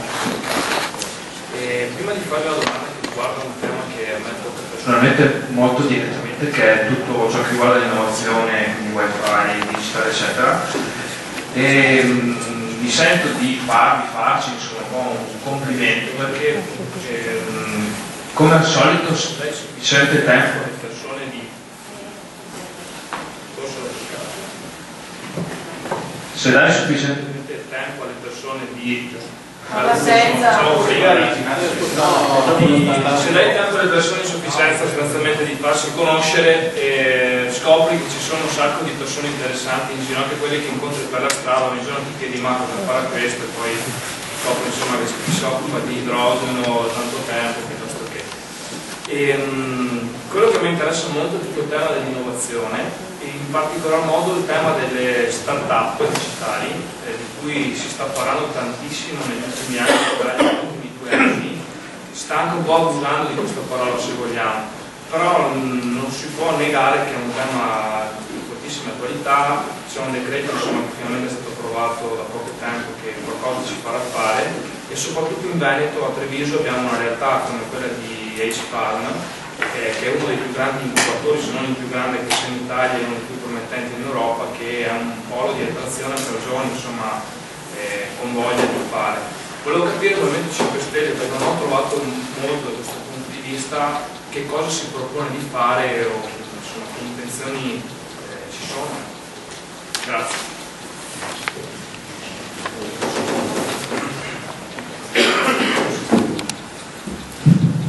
Ti rispondo volentieri, anche se diciamo sull'ultimo arrivato nelle start-up, comunque ho iniziato da poco questo percorso, come ti dicevo prima, di avvicinamento alle app e in particolare allo sviluppo di tecnologie che girano su web, smartphone e quant'altro.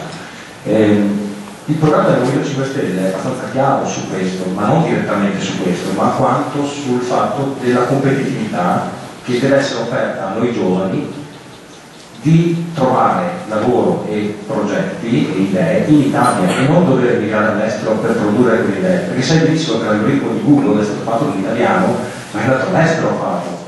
Per quale motivo noi abbiamo un patrimonio che è enorme, abbiamo sempre avuto il problem solving, abbiamo sempre avuto la genialità noi italiani, però abbiamo sempre messo a disposizione di altri, vedi Fermi, vedi Volta, vedi chi è arrivato dopo o prima. E sinceramente, personalmente mi sono trovato a dovermi autofinanziare questo progetto, non ho avuto un soldo da nessuno, per cui ho avuto una, diciamo così, avrò una tassazione, avrò le persone che ho assunto le ho assunte senza agevolazioni. Oggi in Italia è questo, se vuoi fare impresa oggi devi cavartene con le tue mani purtroppo, e questo penso che sia diciamo così, non solo del Movimento 5 Stelle, spero che sia un buon senso di tutti, cercare di riportare in Italia queste persone che possono fare scuola, possono creare delle scuole, possono creare delle aree come quella che hai detto tu della welfare, piuttosto che altre realtà. Non dico di arrivare a livello di Silicon Valley, perché lì c'è una tradizione che dura da lustri, ecco. Però è molto difficile oggi farlo, e penso, vedi l'idea che ho detto prima, che è fatto, usato come strumento di democrazia, penso che sia necessario, non solo penso che sia il futuro, prossimo, domani, non tra 20 anni. Giovanni, vuoi aggiungere una cosa sull'argomento? Sì, il programma non scrive molto, ma dice delle cose potenti. Noi abbiamo un problema infrastrutturale nello sviluppo digitale, un digital divide incredibile per un paese e anche per una regione come il Veneto. Vi ricordo che siamo al secondo posto per produzione di PIL a livello nazionale, siamo solo al sesto o settimo posto per la diffusione della banda larga. Il Polesine, tra l'altro, è l'ultimo, diciamo, l'ultima ruota del carro anche per quanto riguarda le agenzie regionali che si stanno occupando di promuovere con fondi peraltro limitati le nuove tecnologie. Il programma del movimento prevede delle cose chiare: la statalizzazione della dorsale, la diffusione a tappeto della banda larga su tutto il territorio nazionale, la cittadinanza digitale, cioè la possibilità di accesso a internet gratuito, l'alfabetizzazione digitale anche delle persone che non sono nativi digitali come il sottoscritto o persone anche più anziane.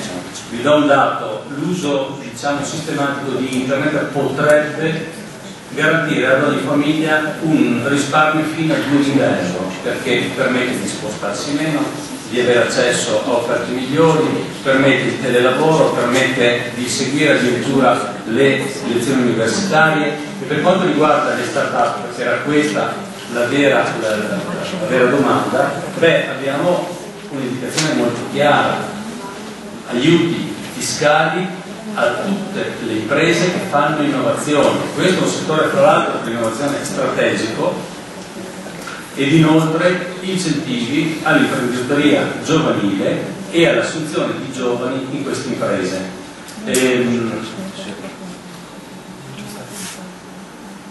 Come diceva prima Vittorio, investire nella ricerca vuol dire avere lavoro domani. Noi su questo non avremo sconti, staneremo in Parlamento, anche se non avremo la maggioranza, staneremo chi tirerà il braccino corto indietro su questi aspetti.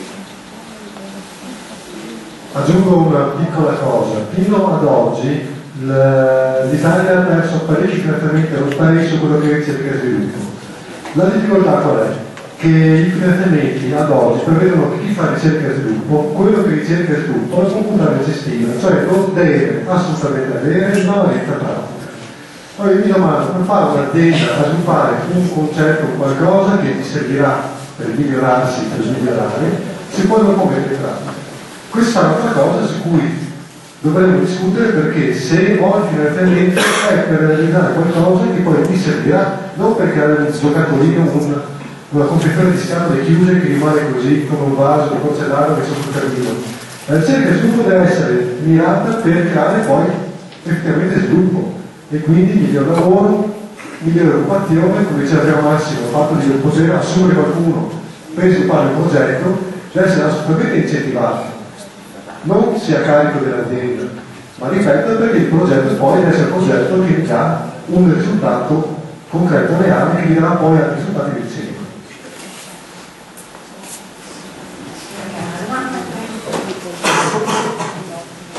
Buonasera, mi chiamo Valeria, sono brasiliana, sono residente a Rovino da 8 anni, sono sposata con un oceano, sono un piccolo, lavoratore di che è un settore evidentemente morto. Quello che vorrei domandare a voi del Movimento 5 Stelle sarebbe il fatto dell'immigrazione, la questione della burocrazia che noi migranti ne abbiamo sempre al momento di fare le documentazioni. Nonostante tutto, io sposata da 8 anni, non ho chiesto la cittadinanza italiana per principio, perché essendo un mio diritto non vedo perché devo andare a vedere con delle burocrazie di fogli, cartine, cartocci che alla fine ci fanno perdere tempo, perché i nostri documenti quando arrivano all'ambasciata brasiliana non è a tempo in concomitanza con quello che chiede la questura. io continuo ad essere brasiliana, però bisognerebbe sapere come il Movimento 5 Stelle si muoverà in questo sentito per agevolare noi che siamo regolari, sposati, residenti e anche ad avere un diritto di partecipare al voto, essendo residenti in Italia.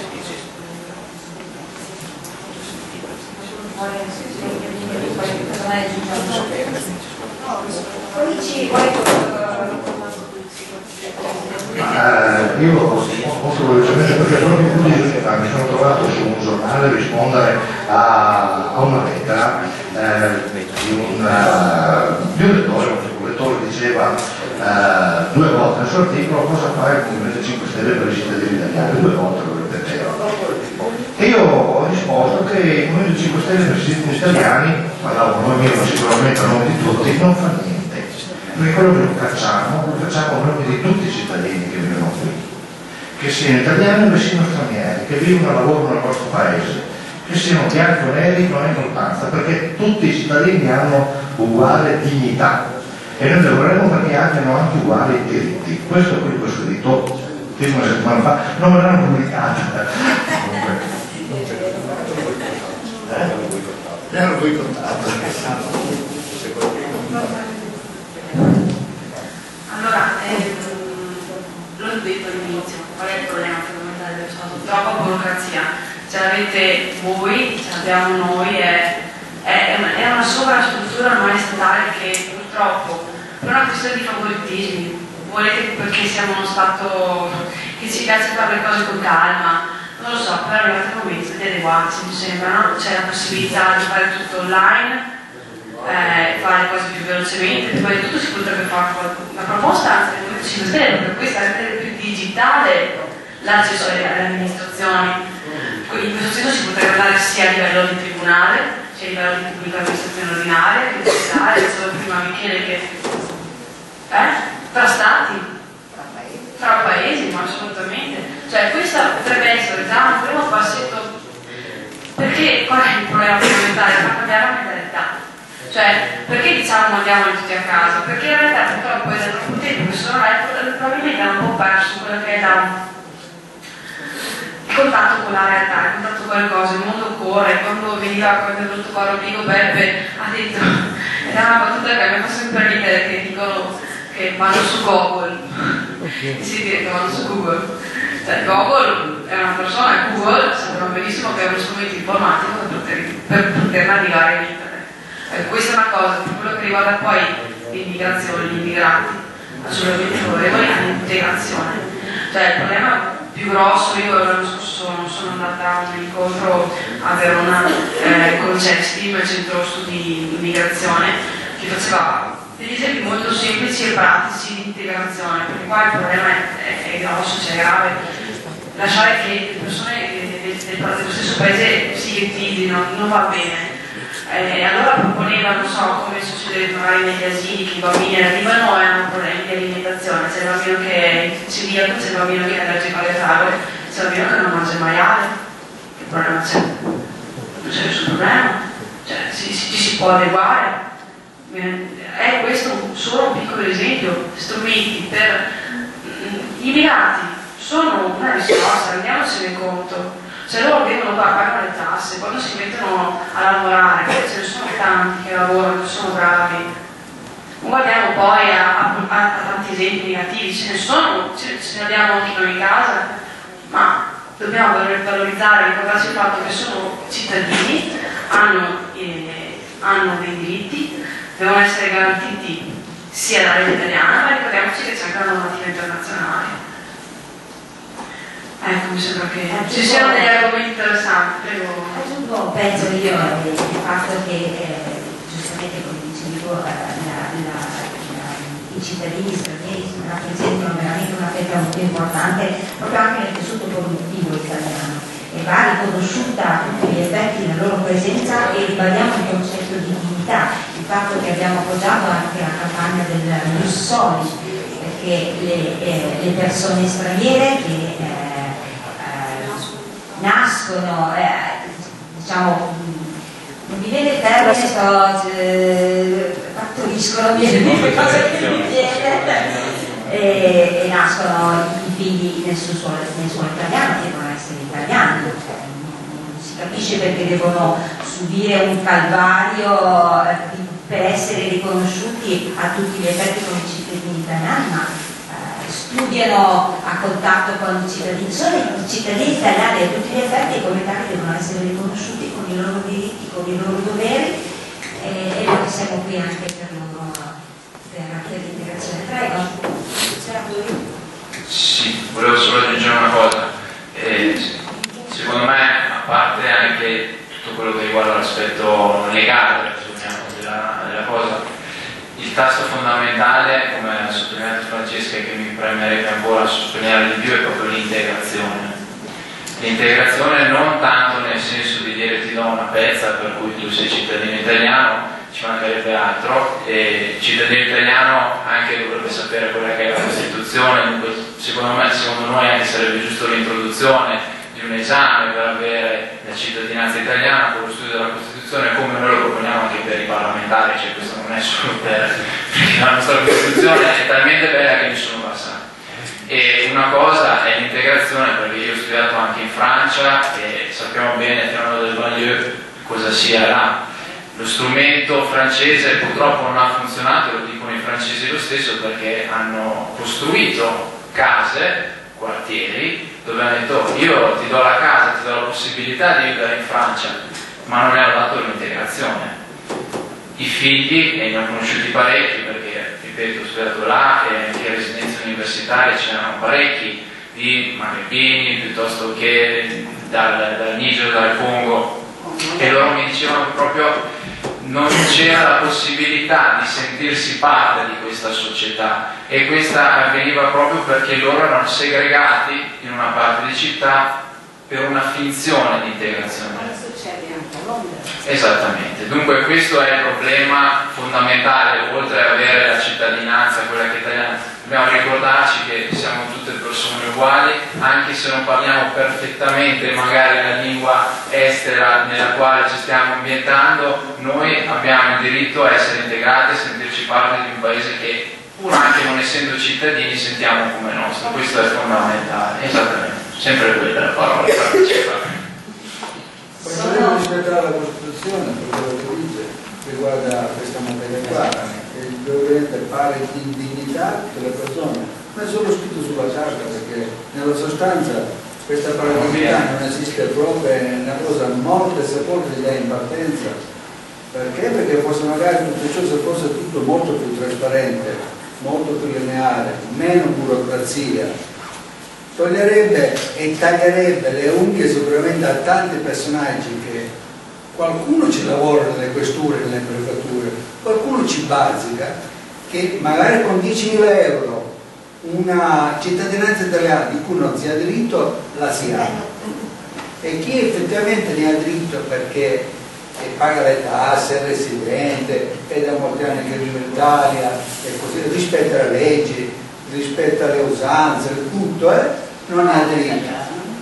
E di questo succede in Italia. E io lo dice uno che è nato, cresciuto, è vissuto in Italia e di quale si sente orgoglioso, tra virgolette, di essere italiano, perché secondo me onestamente l'articolo 1 dice che della protezione che la veterana è fondata sulla OSS, ma io non mi sono occupato da tanto tempo e aspetto ancora che ci sia prima era Berlusconi, poi è arrivato il Salvatore della Patria che era Monte e ci ha affossato ancora di più.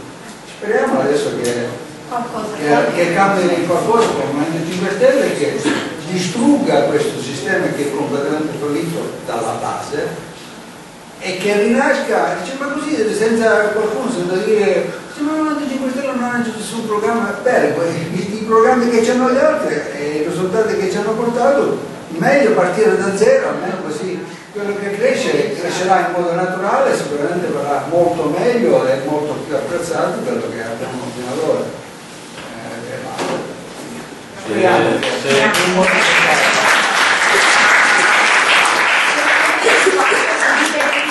Non vorremmo trattenere qui fino a domani mattina, prego. Grazie, buonasera. Io nella mia profonda ignoranza volevo fare il punto, cioè ero interessato al fatto che potenzialmente, no, possiamo tutti votare tramite internet. Questo sarebbe fantastico perché addirittura vanificherebbe un Parlamento. Allora io però, rispetto al Parlamento, no? Rispetto alla Costituzione italiana, mi chiedo quale rapporto potrebbe venirsi a creare tra le due potenzialità. Grazie. Dobbiamo mettere insieme, ma senza compromesso, proprio con una organicità, due situazioni. L'una è che il cittadino ha diritto di decidere su quello che gli tocca sulla sua pelle. La seconda, non deve essere obbligato a decidere sempre e comunque su tutto, su questioni che magari richiedono un approfondimento specifico, e quindi delle persone che lo facciano questo di professione, magari per 2 mandati soltanto, senza, diciamo, approfittarsene, senza avere dei privilegi, senza intascare somme spropositate, ma comunque pagate per fare il nostro mestiere. Allora noi dobbiamo mettere insieme la democrazia diretta con la democrazia rappresentativa. Le dobbiamo mettere insieme in un modo per cui magari alcune fattispecie vengono lasciate ai cittadini. Noi abbiamo stabilito, per esempio, che sulla questione dell'euro, poiché tocca alla base i principi stessi di democrazia, di sovranità, di il futuro dell'Italia, devono essere direttamente i cittadini decidere, dopo un'adeguata informazione. Oggi noi abbiamo invece un sistema in cui c'è una finta democrazia.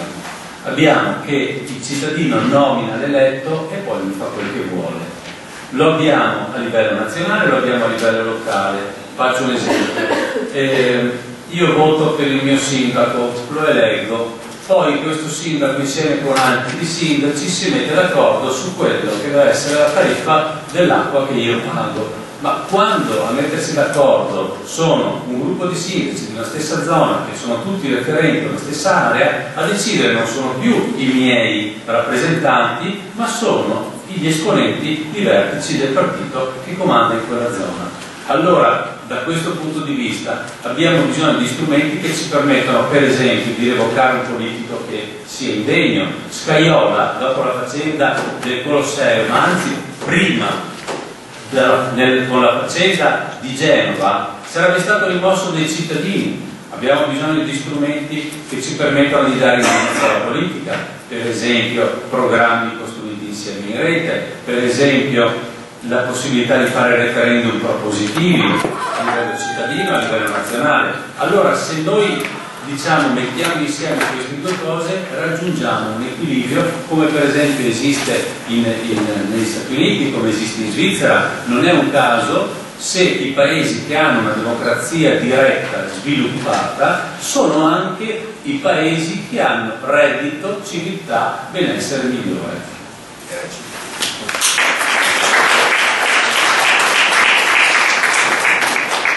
Chiudiamo la serata, c'è qualche altra curiosità? Io vi ringrazio tantissimo. Un'ultima, ultimissima, poi dopo andiamo a riposare tutti quanti.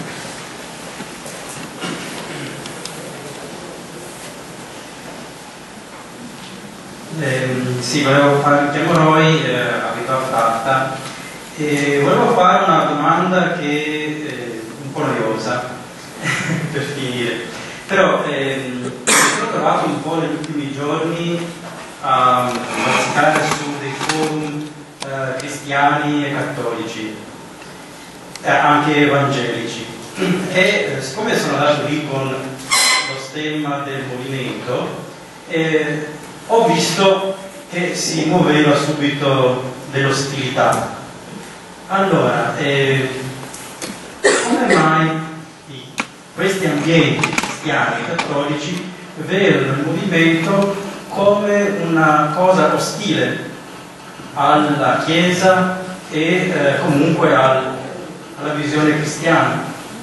Siccome la politica in Italia si sa che bene o male il discorso della fede ha una sua rilevanza, ecco, mi interessava un po' sapere perché un cristiano dovrebbe votarvi o non votarvi. Questo. Ti rispondo, io sono candidato alla Camera, sono cattolico proprio praticante, dunque non sono due mondi per niente distinti, sono assolutamente conciliabili, si conciliano tranquillamente. Il discorso, secondo me, del cattolicesimo va al di là di quello che è le ragioni politiche, come tutti i vari settori, diciamo, c'è sempre un'indipendenza tra le cose. Fondamentale secondo me, e che ritrovo assolutamente nel movimento, sono due concetti che sono fondamentali anche se vogliamo nel mondo cattolico. Il primo è il concetto di amore universale, dunque non c'è distinzione di un amore di qualsivoglia ragione, dunque l'amore vince sempre su tutto, questo è il primo anche insegnamento sul mondo cattolico. La seconda è il senso di comunità, non c'è tappa dello Tsunami Tour, non c'è riunione nell'assemblea del Movimento 5 Stelle in cui non venga usato questo termine comunità, nel senso di unione, ancora di partecipazione, siamo tutti insieme, tutti uniti che stiamo cercando di remare verso un futuro migliore. Dunque per me non c'è differenza tra chi è cattolico, chi non è cattolico e chi è nel movimento e chi non è nel movimento. Dunque personalmente ti rispondo, sono cattolico praticante, credo in Dio tutto quello che c'è a livello di religione, come credo altrettanto fortemente nel Movimento 5 Stelle. Non c'è assolutamente nulla di incompatibile, si può discutere su alcune tematiche, ma fondamentalmente, come ho detto prima, l'amore e comunità sono due perni di entrambe le cose, dunque non vedo incompatibilità oppure, come si può dire, non viene il termine, però ostruzione tra i due mondi, ecco, dai, ostilità, ecco. Io non la vedo sinceramente.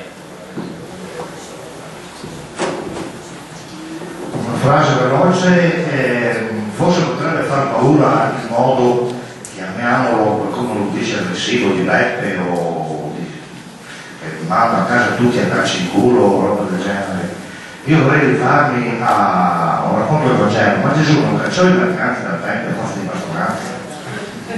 Non abbiamo diritto anche noi di arrabbiarci a voce alta di fronte a quello che ci sta succedendo? La stessa cosa.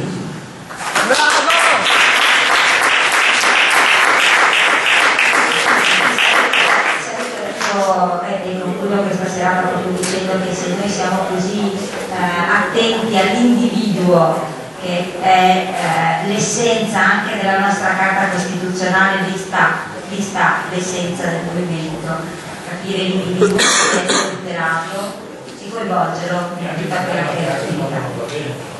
Quando non fare la buona politica è giusto mandarlo a casa. Assolutamente. L'individuo che amiamo tutti quanti. Prego. Tutti ci amiamo, tutti ci vogliamo bene, cristianamente ci vogliamo tutti bene. A un certo punto ci sono degli individui che non si comportano bene, allora bisognerà portarli verso il movimento 5 Stelle, non escludere la carità. Lo Stato è laico, diciamo questo, lo Stato è laico, la funzione laica. Volevo solo capire come, che potenzialità, che possibilità ha il Movimento 5 Stelle di mandare a casa questi politici che ci hanno rovinato. Sta già succedendo, sa, lo abbiamo già fatto. Due grossi partiti con un travaglio interiore incredibile hanno dovuto un po' ripulire le loro liste. Non del tutto, sappiamo bene che il PDL ha ancora 3 pregiudicati e 24, 3 condannati e 24 inquisiti nelle proprie liste, ma già hanno dovuto prendere atto un po' delle nostre istanze. Il sistema è quello della testimonianza. Quando le persone vedono e confrontano, scelgono. Lui prende 2.500 euro, io ne becco 10.000 più indennità. Io ho i giorni contati. Ecco tutto qua. Allora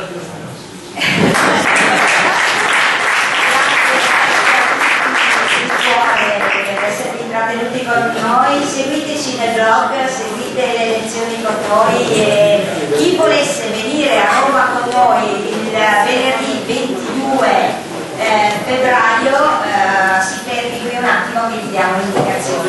Grazie a tutti e buonanotte.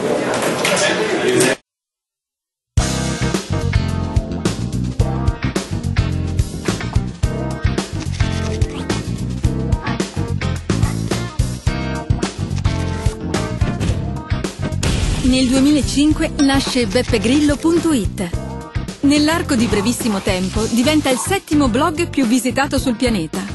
Si parla di argomenti che interessano il paese reale, come la libera informazione, la green economy e gli sprechi della classe politica. È dal blog che viene lanciato l'invito all'uso della piattaforma Meetup, strumento internazionale che in Italia diventa la prima occasione aggregativa spontanea di utilità sociale. In breve tempo, i gruppi nati in rete lanciano la sfida ai sistemi di un paese ormai alla deriva. Il rinnovamento nasce dal basso e le persone cominciano a rispondere. Si forma una nuova massa critica in grado di ragionare su problemi reali e soluzioni sostenibili. L'8 settembre del 2007 succede qualcosa di rivoluzionario. Rabbia e frustrazione danno origine ad una manifestazione organizzata esclusivamente in rete che ha un successo straordinario. Alla fine della giornata si conteranno quasi 350.000 firme per la legge Parlamento Pulito. È il primo V-Day. 25 aprile 2008, secondo V-Day. Questa volta si promuove l'abolizione del finanziamento pubblico all'editoria, della legge Gasparri e dell'ordine dei giornalisti. Nel 2009 a Milano nasce il Movimento 5 Stelle, un movimento politico basato su internet e sul principio della democrazia diretta. Protesta, proposta e proattività. Queste le parole che guidano il movimento. Oltre a stop alle auto blu, stop ai condannati in Parlamento, stop agli sprechi della classe politica. La partecipazione collettiva è la chiave di un nuovo modo di fare politica, che non sta né a destra né a sinistra, ma avanti. Fuori i soldi dalla politica. I candidati del Movimento 5 Stelle si impongono regole trasparenti. Riduzione drastica dello stipendio. Nessun privilegio. Limite massimo di 2 mandati. Nel 2012 nascono le prime città a 5 Stelle. I media non possono più ignorare un fenomeno politico di portata nazionale che punta a superare tutti i partiti tradizionali nei sondaggi elettorali. Il Movimento 5 Stelle ha un programma definito insieme ai cittadini attivi. Acqua pubblica. Energia pulita e a basso costo per un pianeta migliore. Connettività gratuita per tutti i cittadini. Nuova politica dei trasporti a impatto zero. Maggiore sostenibilità, rifiuti zero. I bilanci e gli atti degli enti pubblici devono diventare accessibili a tutti. Incensurati, competenti, indipendenti da qualunque partito. Questo è il profilo dei portavoce della politica 5 Stelle. Continuo contatto con i cittadini e sistematici feedback sull'operato. Ripristinare il controllo effettivo degli elettori sugli eletti è il primo passo per evitare una nuova deriva della classe politica. Il futuro del Movimento 5 Stelle non è quello di porsi come un partito alternativo. L'ambizione è promuovere un nuovo modo di pensare, una nuova consapevolezza civica, in grado di riprendersi il paese. Fuori tutti è lo slogan. L'Italia è degli italiani e deve tornare agli italiani.